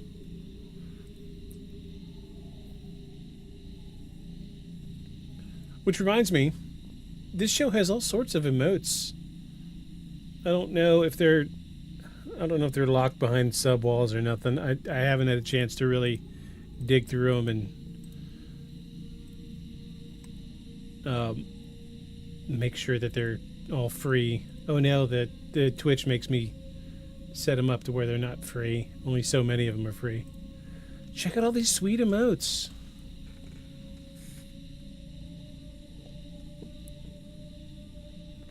There's so many. There's so many. Anywho, let's finish up Act 5 so we can talk about the other Ronnie Hill, the one I wanted to talk about. So memory is not a recording, it's a reconstruction. And under normal conditions, the brain takes sensory input, assigns meaning, and stores it in a form that allows continuity. In abnormal conditions, overwhelming fear, shock, sleep deprivation, dissociation, memory can fragment, time feels distorted, events can be stored as sensations rather than a narrative. And that's not paranormal. That's well documented. Ronnie's case fits that part of the model, but not all of it. The missing time is difficult to dismiss because it's clean. The emotional tone is consistent. The dreams recur in a stable pattern. The sense of observation persists. These qualities can be explained through trauma and anxiety, but they can also be classic abduction narratives, which complicates interpretation.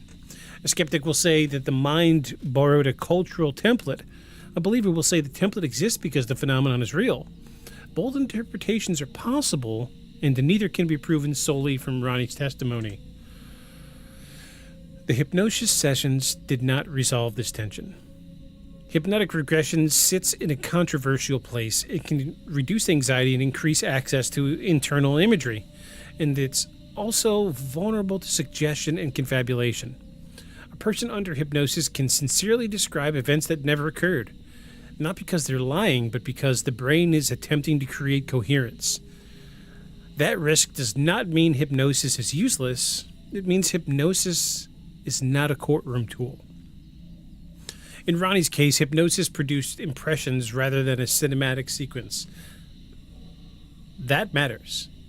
It reduces the likelihood of a neatly manufactured narrative, but it does not eliminate the possibility of internal synthesis. The polygraph result adds another complicated layer. Polygraphs do not detect truth. They detect a physiological arousal, a response to a question. Still, they can support a limited conclusion, whether the subject is intentionally deceiving. Ronnie's results suggested that he was not. But that does not prove abduction. It does strengthen the argument that Ronnie believed what he said, and belief is not trivial, but belief shapes behavior, symptoms, relationships, and long-term outcomes. And this is where the case becomes human rather than theoretical. Ronnie had to continue living while the story remained unfinished. He had to go to work, to speak to family. and function in a world that expects people to be consistent. Missing time undermines that expectation at a deep level. It doesn't just challenge what happened, it challenges the reliability of that person experiencing it. A person can tolerate pain more easily than they can tolerate the idea that their own mind is untrustworthy. Skeptical explanations deserve space here, because they are not insults. They are attempts to understand. One possibility involves microsleep, or fatigue-related lapses. Even alert people can experience brief sleep intrusions without realizing it, especially during monotonous driving. That could explain a portion of time loss, but hours of missing time without a crash or obvious roadside stop is harder to account for without additional events. Unremembered stops, detours, or dissociative states. Another possibility is dissociation. It can occur under stress in response to triggers that a person cannot identify. It can produce time distortions or memory gaps. The challenge is that Ronnie reported no obvious precipitating trauma immediately before the event.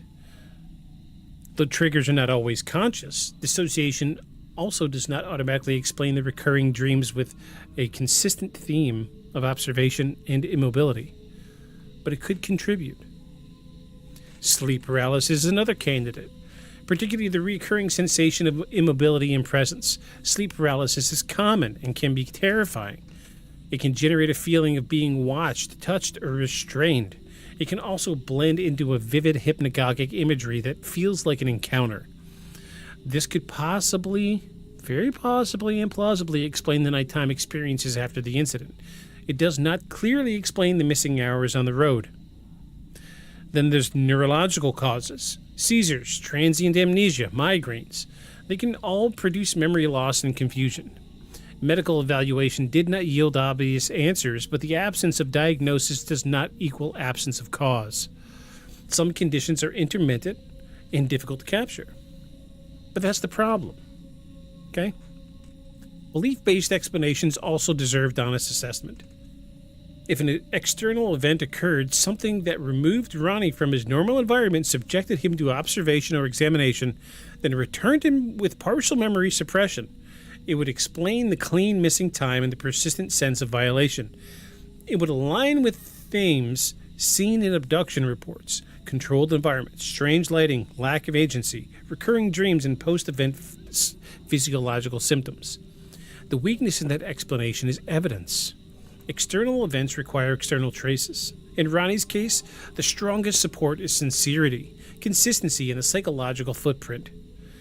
Those are meaningful, but they are not physical proof.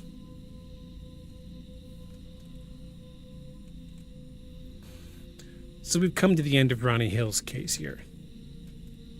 In a nutshell, Ronnie Hill got nothing out of regression hypnosis aside from what he was already experiencing through his dreams.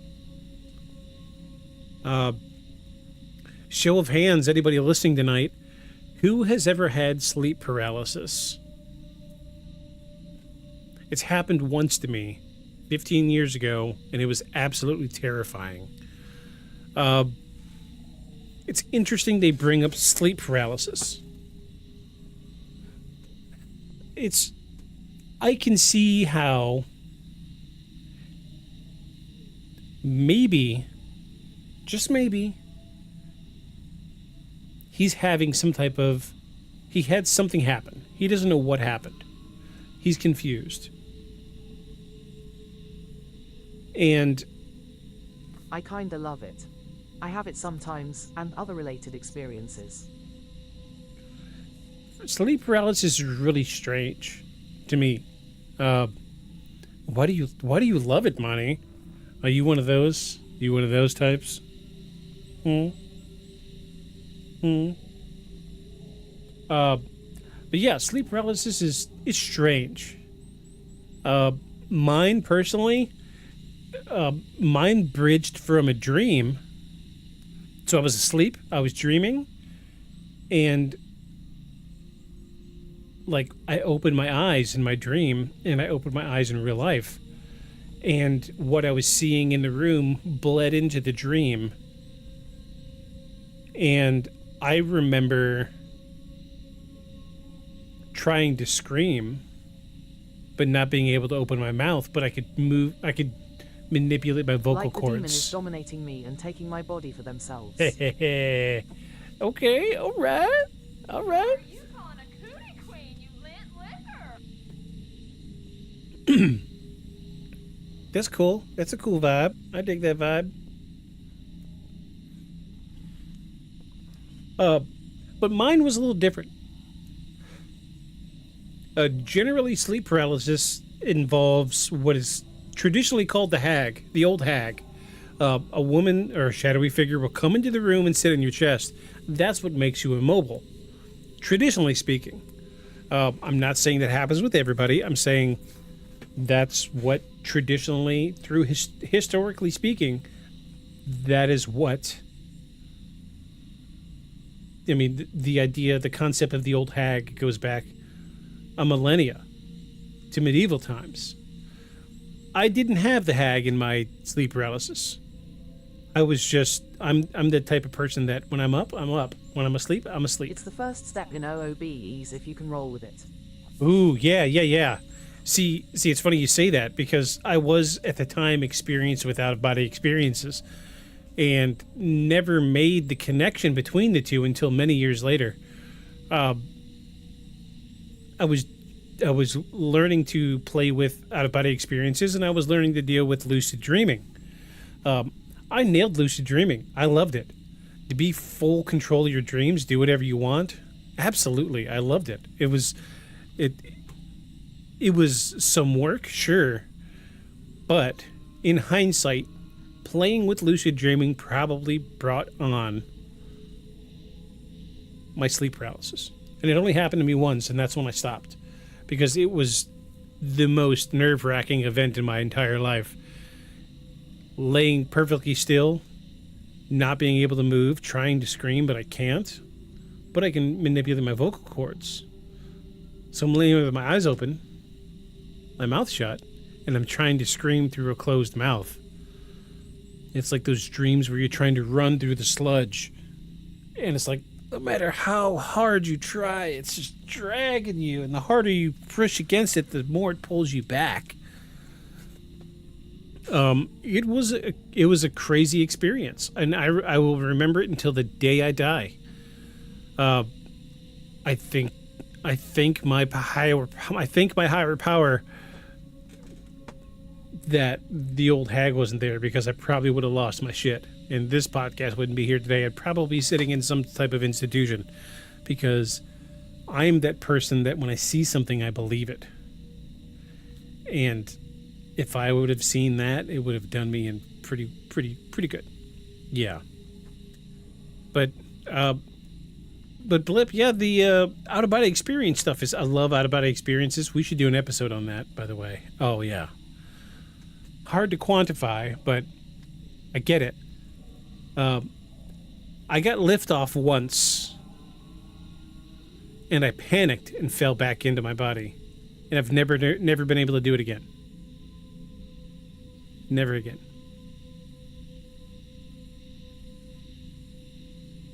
But yeah.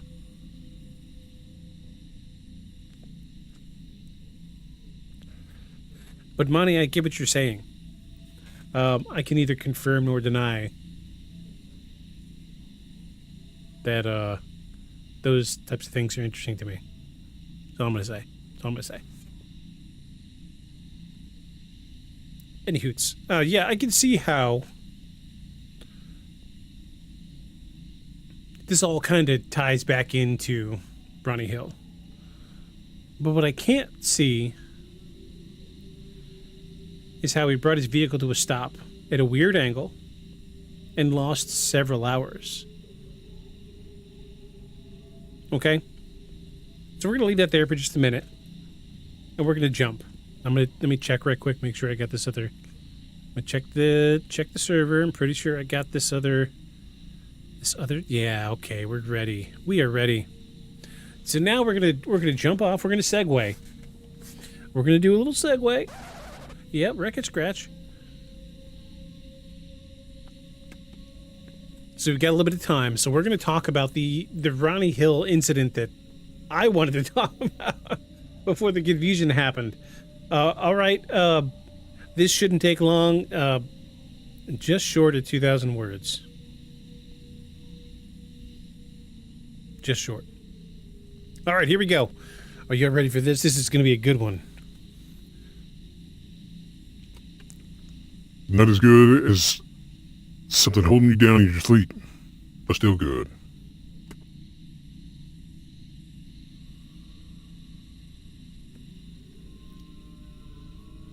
So by the late 1960s, the American public was already primed for the strange things in the sky.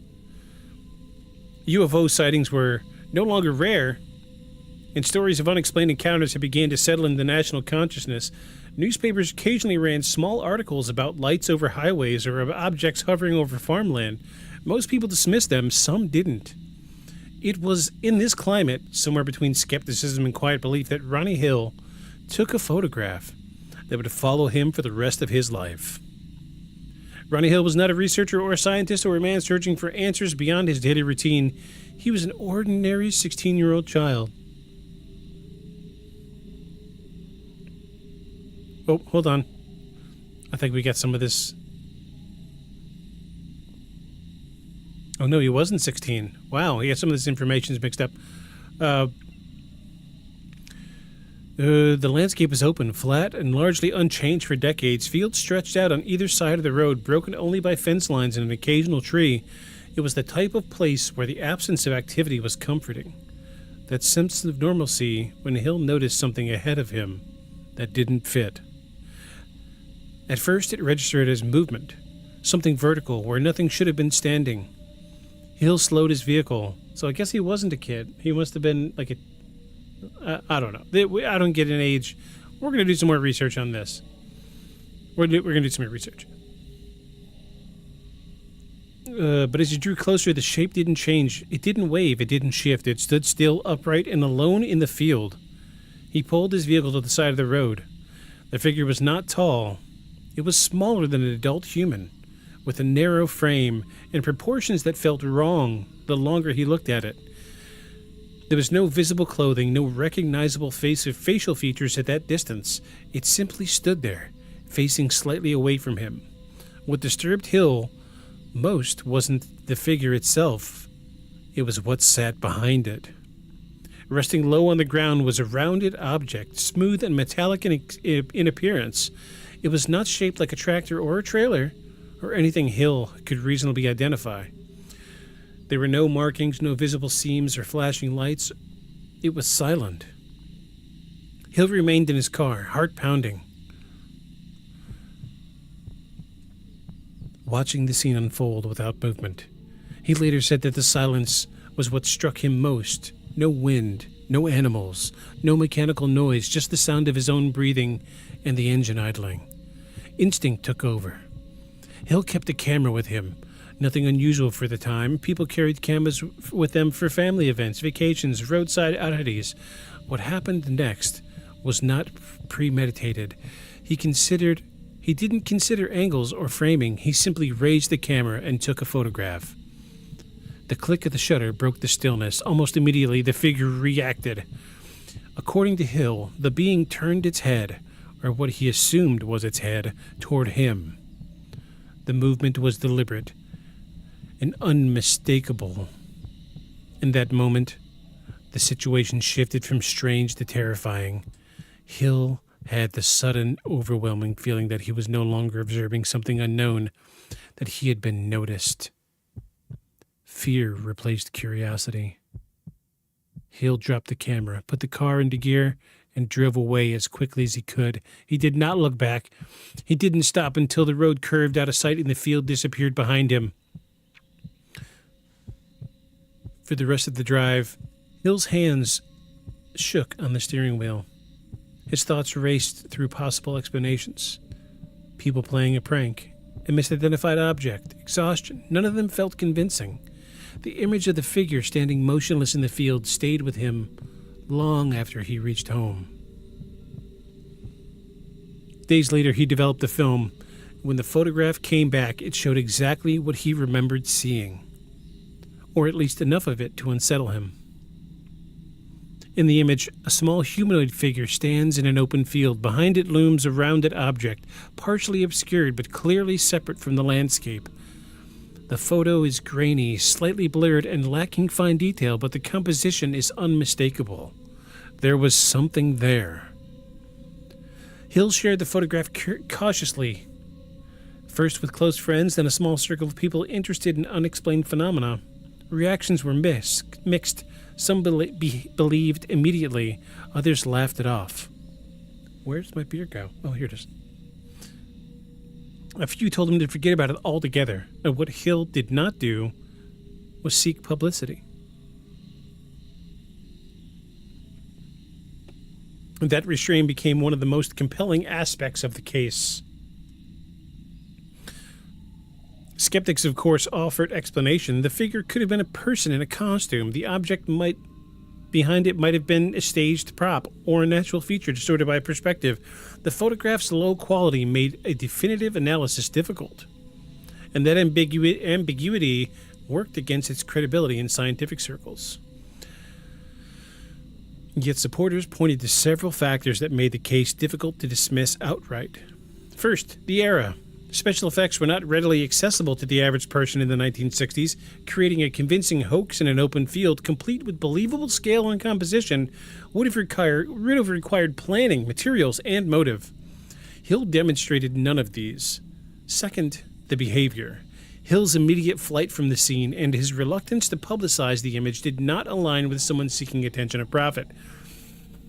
And finally, the photograph itself, while unclear, it did not display obvious signs of manipulation.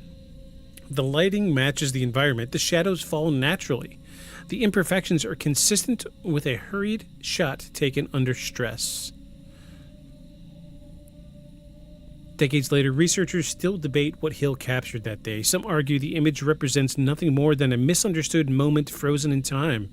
Others believe it may have been one of the few genuine photographs taken during a close-range encounter, a rare instance where someone was present, prepared, and bold enough to document what they saw. But what makes the Ronnie Hill case unsettling isn't just the photograph, it's the absence of resolution. There was no follow-up sighting, no recovered craft, no definitive explanation, just a man, a moment, and a single frame of film that refuses to be neatly categorized. Hill never claimed certainty. He never said, "This is proof." He only maintained that the photograph showed what he saw, and what he saw did not belong in that field. In the end, the Ronnie Hill incident occupies a familiar but uncomfortable place in the study of high strangeness. It exists between belief and dismissal. And perhaps that's why the photograph still matters. Because sometimes the most disturbing cases aren't the ones filled with answers, but the ones that leave us staring at an image decades later, asking the same question Ronnie Hill asked himself after he pressed the shutter. What was standing in that field?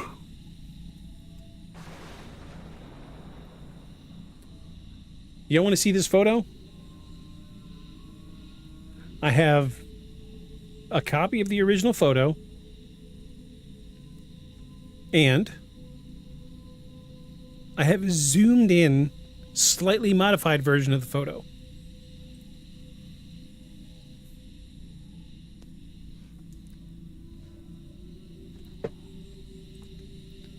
Let's look at it. Let me pull it up. Yes. Yes. Yes, yes, yes. Notes. Yeah, I'm gonna have to adjust my thumbnail for this week and everything. Jeez, I spent so much time on the thumbnail. It was so good.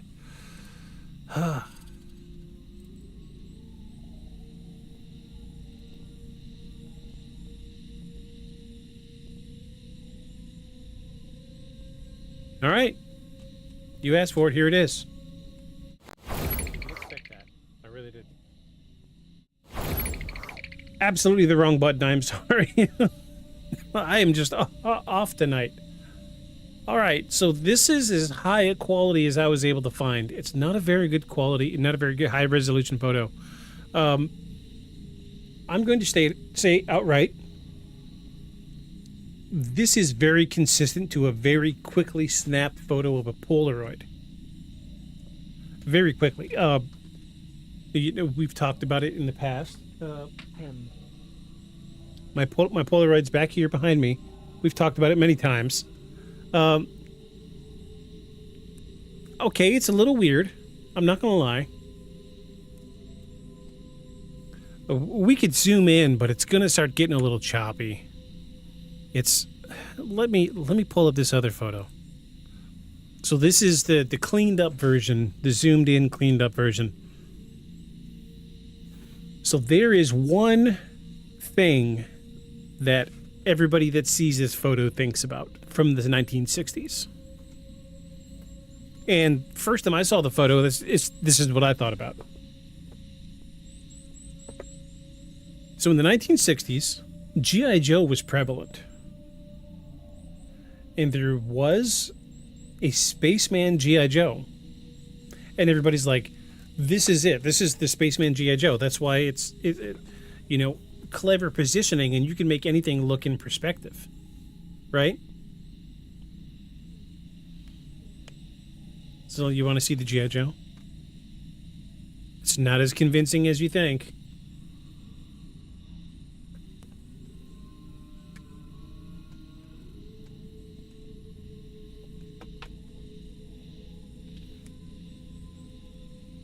Here's our G.I. Joe. Let's do a little split screen.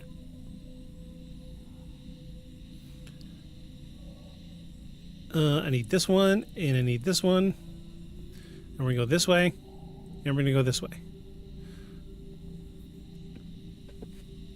It is not a perfect match. It's close, but it's not perfect. For starters, the head is the wrong size.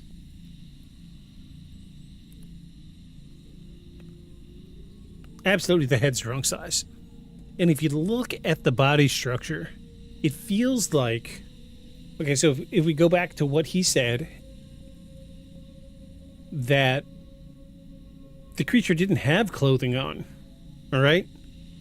So the image on the left does not look like baggy, shiny aluminum foil fabric, right? It looks tight, like conforms to the shape of the body. Not at all like the G.I. Joe.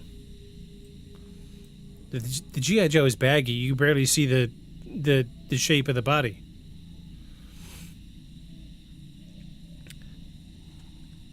The skeptics will say this is the G.I. Joe because of this lateral zipper. Matches here and it matches here. However, this zipper is much lower. So if we were to put this zipper on this one, it would be down here by the hips. I don't feel good about it. It doesn't... I don't think it's the G.I. Joe. I just don't think it's the G.I. Joe.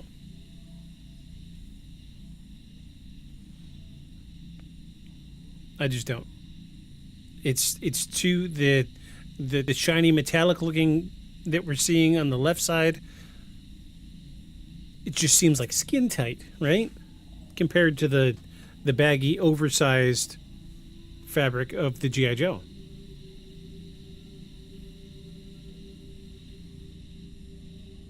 And also, I should say, at the time, in the 1960s, G.I. Joe's elbows didn't bend.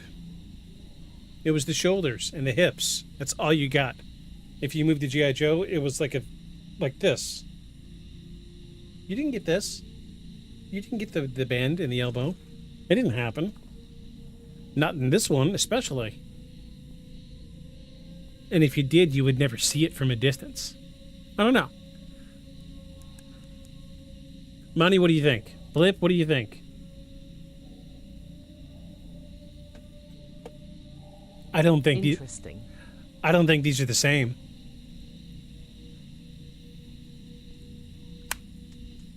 I don't at all.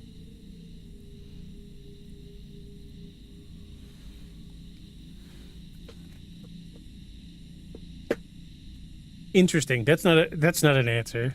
Come on now. Do you think it's the G.I. Joe? Looks like one of those fetish suits. Right? See, like, it's skin tight. Because it's not... Yeah, like, it almost looks like it's wearing a bikini almost, right? But, like, in the wrong place. Right? Do you see that? Am I the only one who sees that? Am I watching too much anime?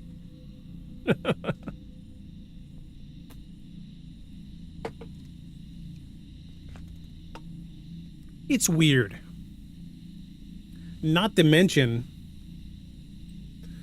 this thing in the background. It does look more naked. Like, I wouldn't even... I mean, it's... The only thing that throws me off is the proportions. It does look really small. He did say it's shorter than a human. But... Geez, I mean, this screams of hoax, but I have a hard time just figuring out what it could be.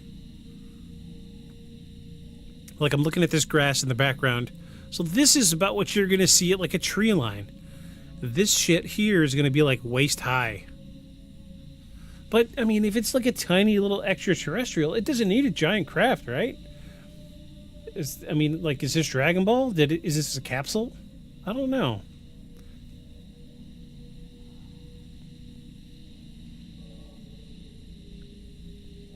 Would the head fit in the hole?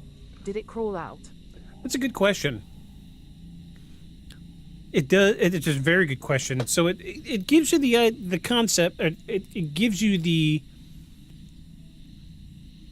impression of forced perspective here. Something in the foreground, something in the background. But something with the proportions don't look right to me. I feel like this is probably just a little bit taller than that. And there's really only like a foot or two in between them.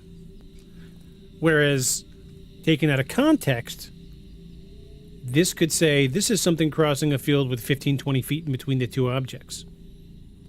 But I'm seeing individual blades of grass here. Like, look right here. That is one blade of grass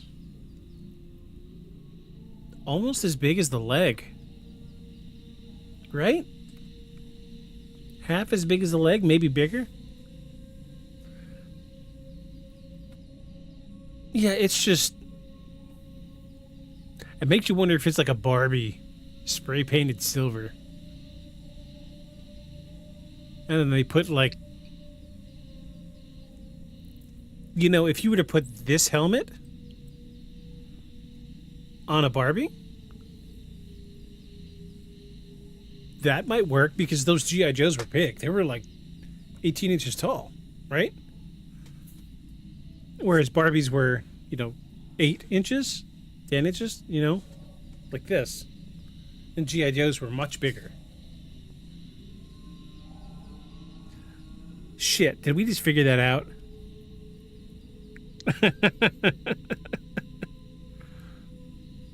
Jeez. Let's look it up. Let's see how tall the Barbies were back then.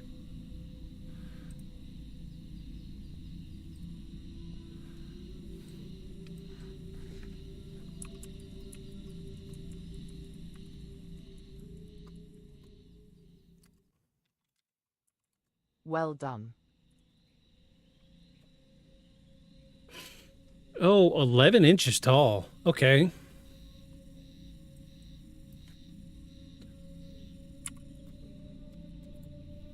How tall were G.I. Joes?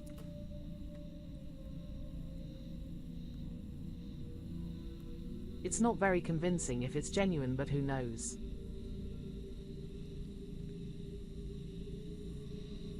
Ooh, okay. So this is something I wasn't expecting.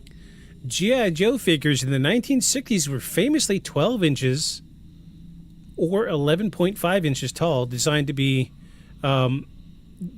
match the height of the Barbie dolls. Oh. Okay. So maybe it was like the 70s, 80s G.I. Joes that were bigger. Okay, so maybe that's not the case.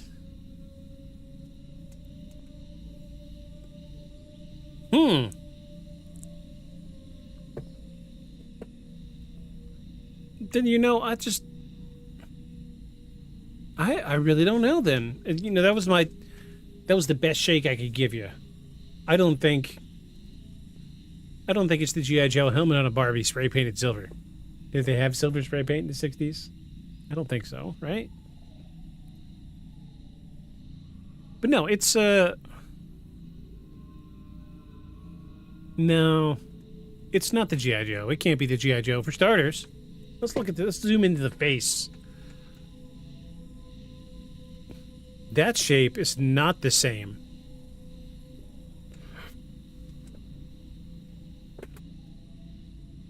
It's almost like there's...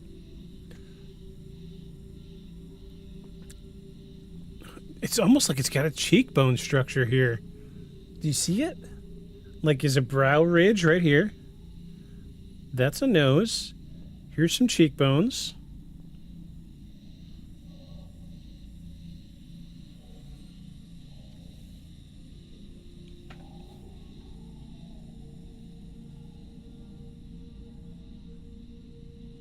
I wonder what happens if I were to run this image through AI and see if it would clean it up.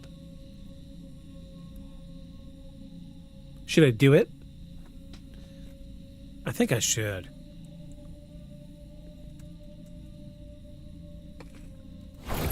Let's do it.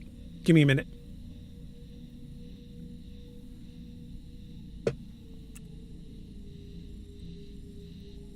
We're gonna see what Enhance. Yeah, like, what should I tell it?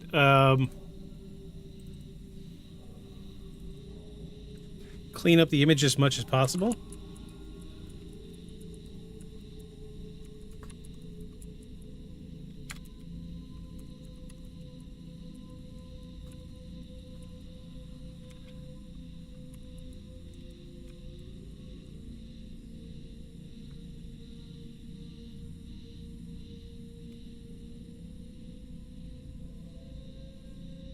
Okay, it's creating an image.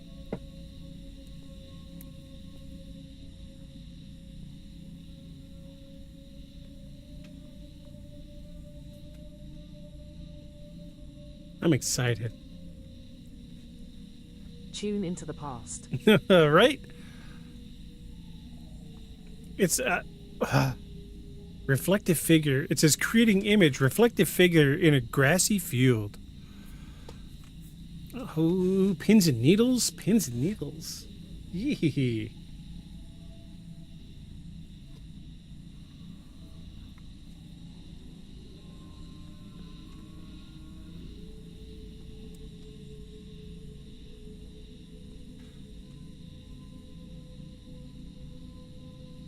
Jeez, come on. Make the image already. It's going to be something ridiculous. I know it is. It's going to meld the two objects together. It's going to be like holding a ball on his shoulder. I had seen one image where a guy ran this same picture through ChatGPT, I think. And it showed like a gray alien holding a beer. It's just some Kiss art project. Oh, geez. Yeah, I'm seeing like trees already. It's doing like the progressive creep down. I'm waiting because I don't want to. I'm afraid that I'm scared that it's going to be like nudity or something. Oh, this is coming out different, much more different than I thought. Oh, y'all ready? This is kind of cool. I ain't gonna lie. Check this out.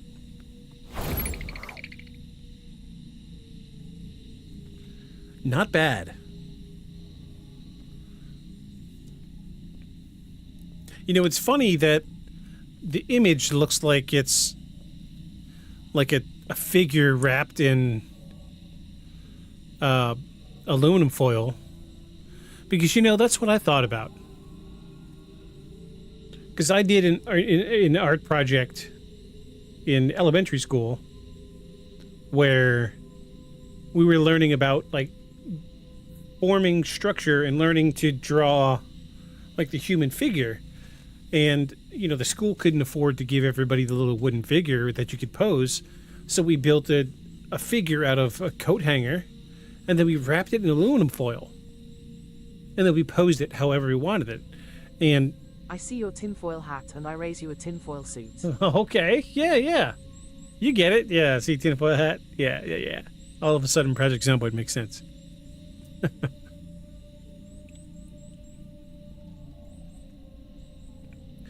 So the craft in the background makes a little more sense now. But it's just weird. AI is really weird. AI is weird indeed. I don't know how I feel about this. I really don't.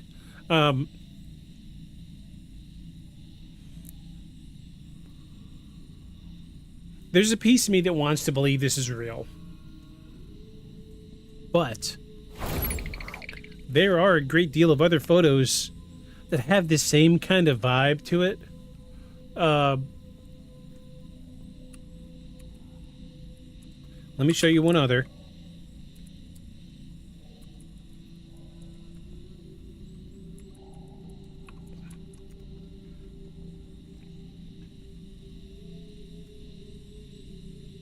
When I see that picture,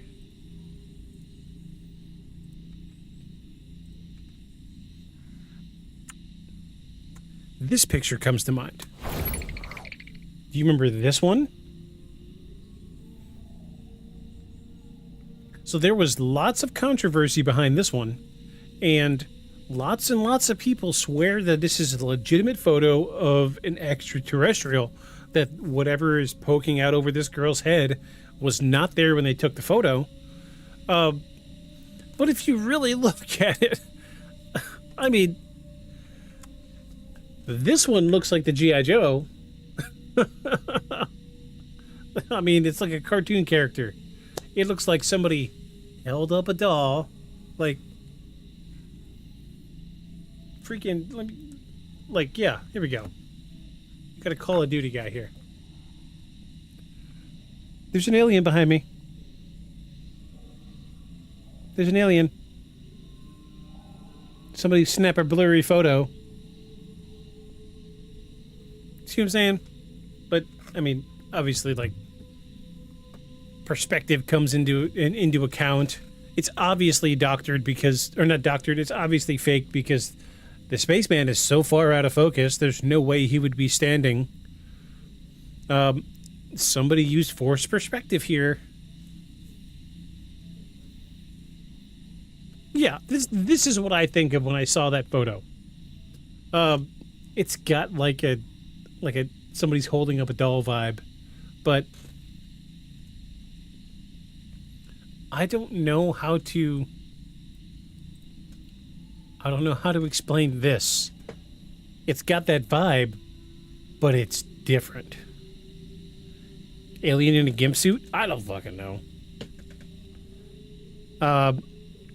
This one is weird. This one is really weird. It's almost like the arm is extended outward. Like they're holding something. Like the other circle next to this. Like here's the arm. And they're holding something? I don't know. It's just weird. It's really weird.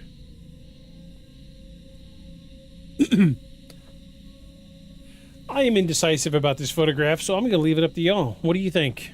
Paranormal? Not paranormal. Hoax or real?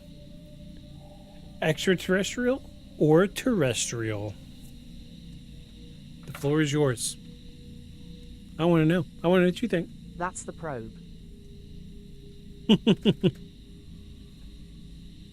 Right?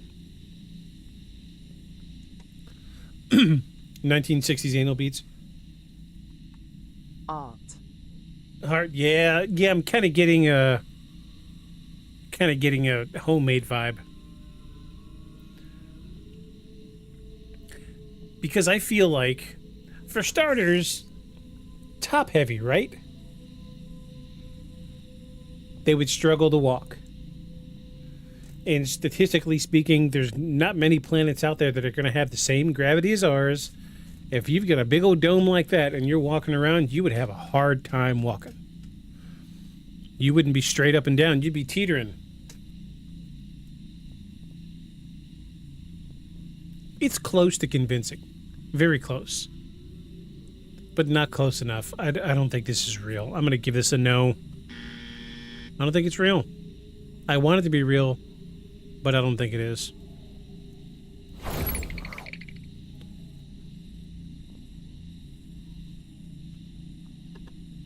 Which brings us to our conclusion of the other Ronnie Hill.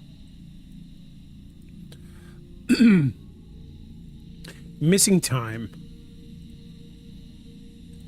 It's not so far-fetched. Not really. I mean, I lost 2 minutes at the most. It didn't affect me, not necessarily, but I'm going to remember it for the rest of my life. I will say it's very interesting that he did regression hypnosis and was unable to pull anything out of that. If you think back to season 1 when we had 3 hosts, we did have a licensed regression hypnosis therapist on the show. And it seems like in regression hypnosis, that information is always coming forward. Like, this is the unlocking inhibitor. This is the catalyst that creates the path for unlocking those memories. I want to say that this is the first case that we've come across on this podcast where regression hypnosis came up with nothing.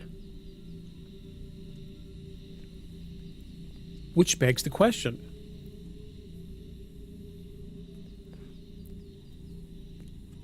If he really was abducted by extraterrestrials, if they have the technology to affect your memory,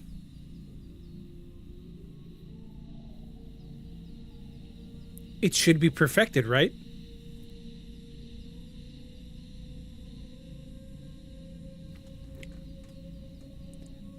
It makes you think that if they have the technology to affect your memory, there should be no way for you to get that back. Regression hypnosis shouldn't bring those memories back. Their technology is advanced beyond so much more than we can comprehend, to the point where they can manipulate the human consciousness. But regression hypnosis can unlock it again? That doesn't seem quite right. Right? But maybe this is one of the few rare occasions where somebody with the perfected technology for memory blockage picked somebody up, did some stuff with them for 3 hours, blocked their memories, and they're never getting those back. See what I'm saying? Because I have a hard time really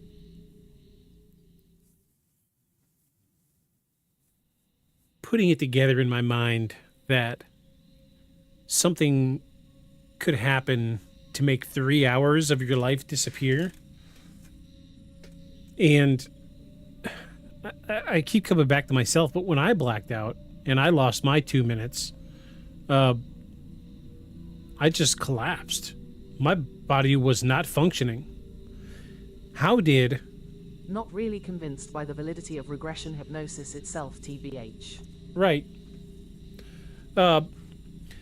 My thought process goes to, if he blacked out, if there is a sound scientific explanation for what happened, if he blacked out, how was he able to stop his vehicle? Because when I blacked out, I just dropped like a sack of fucking potatoes. There was no controlling my body. I cracked my head off my freaking bathtub and I didn't even know it. I don't see somebody blacking out stone cold sober and stopping a car on the shoulder and sitting there for 3 hours. So, I'm going to say that the case of 1990s Ronnie Hill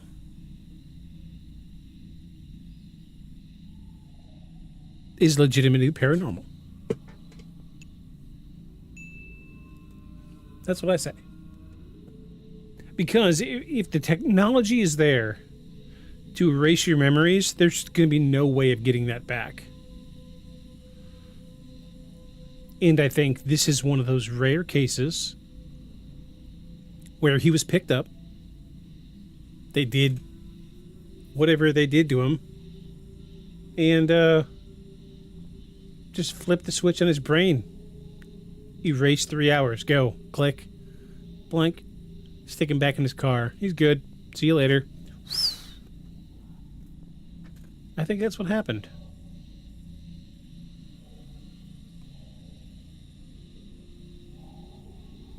Because sometimes the lack of evidence is the best evidence, I think. Yeah. That's a fair statement, I think. I don't know. Who am I to say? I'm just a lowly paranormal investigator.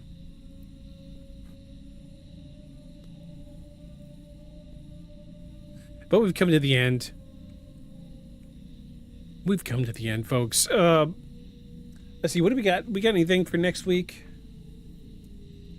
Let's see, we did the cryptids, we did MIB. I think we're in due for a good ghost story. Let's do ghosts next week. Ghosties. Toasty ghosties. You know what? Just for you, Monty, how about we do sleep paralysis? The old hag. That's kind of in the same vein.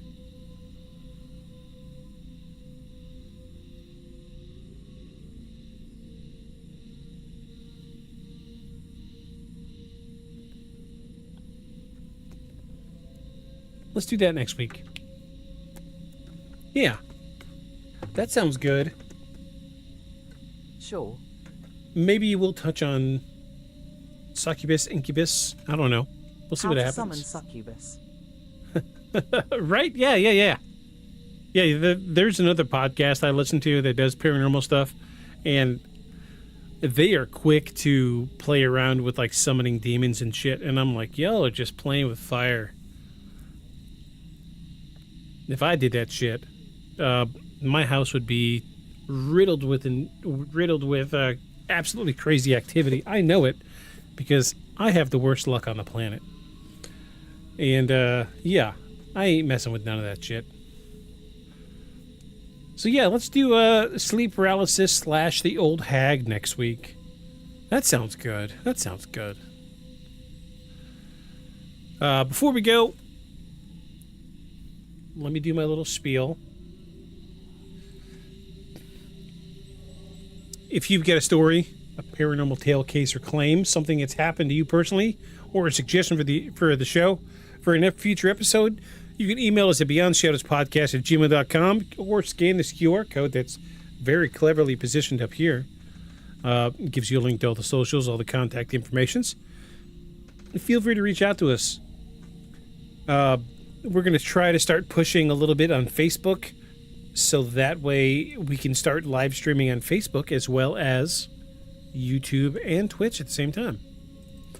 So, if you scan the QR code, it'll take you to all the socials, and you can find the link for Facebook, and you can follow us on Facebook. We're like 7 or 8 followers short of being able to live stream on Facebook. Keep it up, folks. We were at like 67 followers last week. And this week we were near 100, so we're doing pretty good. I don't know what I did different, but it's working.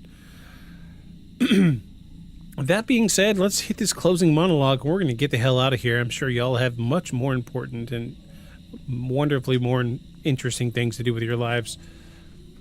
I'm just going to drink some beers and lay in bed. Doom scroll.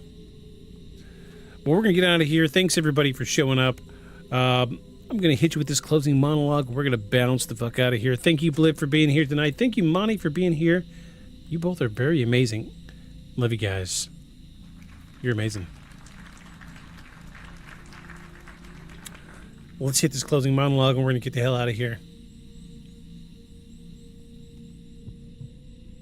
Sometimes the scariest stories don't end with a monster. They end with a blank space where your life should be, and a clock that insists you were somewhere you can't remember. Have a good one, buddy. Thanks, bro. Appreciate you being here, man. Ronnie Hill's See ya. case. See ya, Monty. Appreciate you being here. Ronnie Hill's case doesn't hand us proof. It doesn't give skeptics an easy answer. It leaves us with a man who tried every reasonable path first.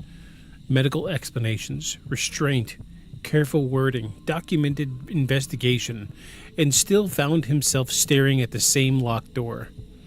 Whether that door hides trauma, physiology, or something truly outside our understanding, the result is the same. A person living with missing pieces, trying to function in a world that expects your memory to behave. So keep that in mind the next time a night feels ordinary. The next time a drive feels routine. The next time you glance at the clock and think twice. So don't look away from the clock. Don't blink. Because you'll never know if the time you see is the time you aren't going to see the next time you look. It might be 3 hours later. So if you find yourself on an isolated road, in the middle of the night, your brain on autopilot, pay attention. Don't look at the horizon ahead. Look to the skies above. Whatever you do, make sure you follow us.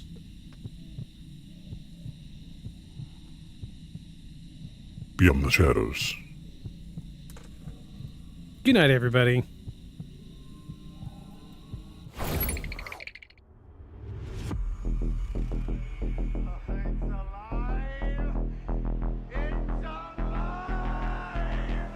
Creature like that.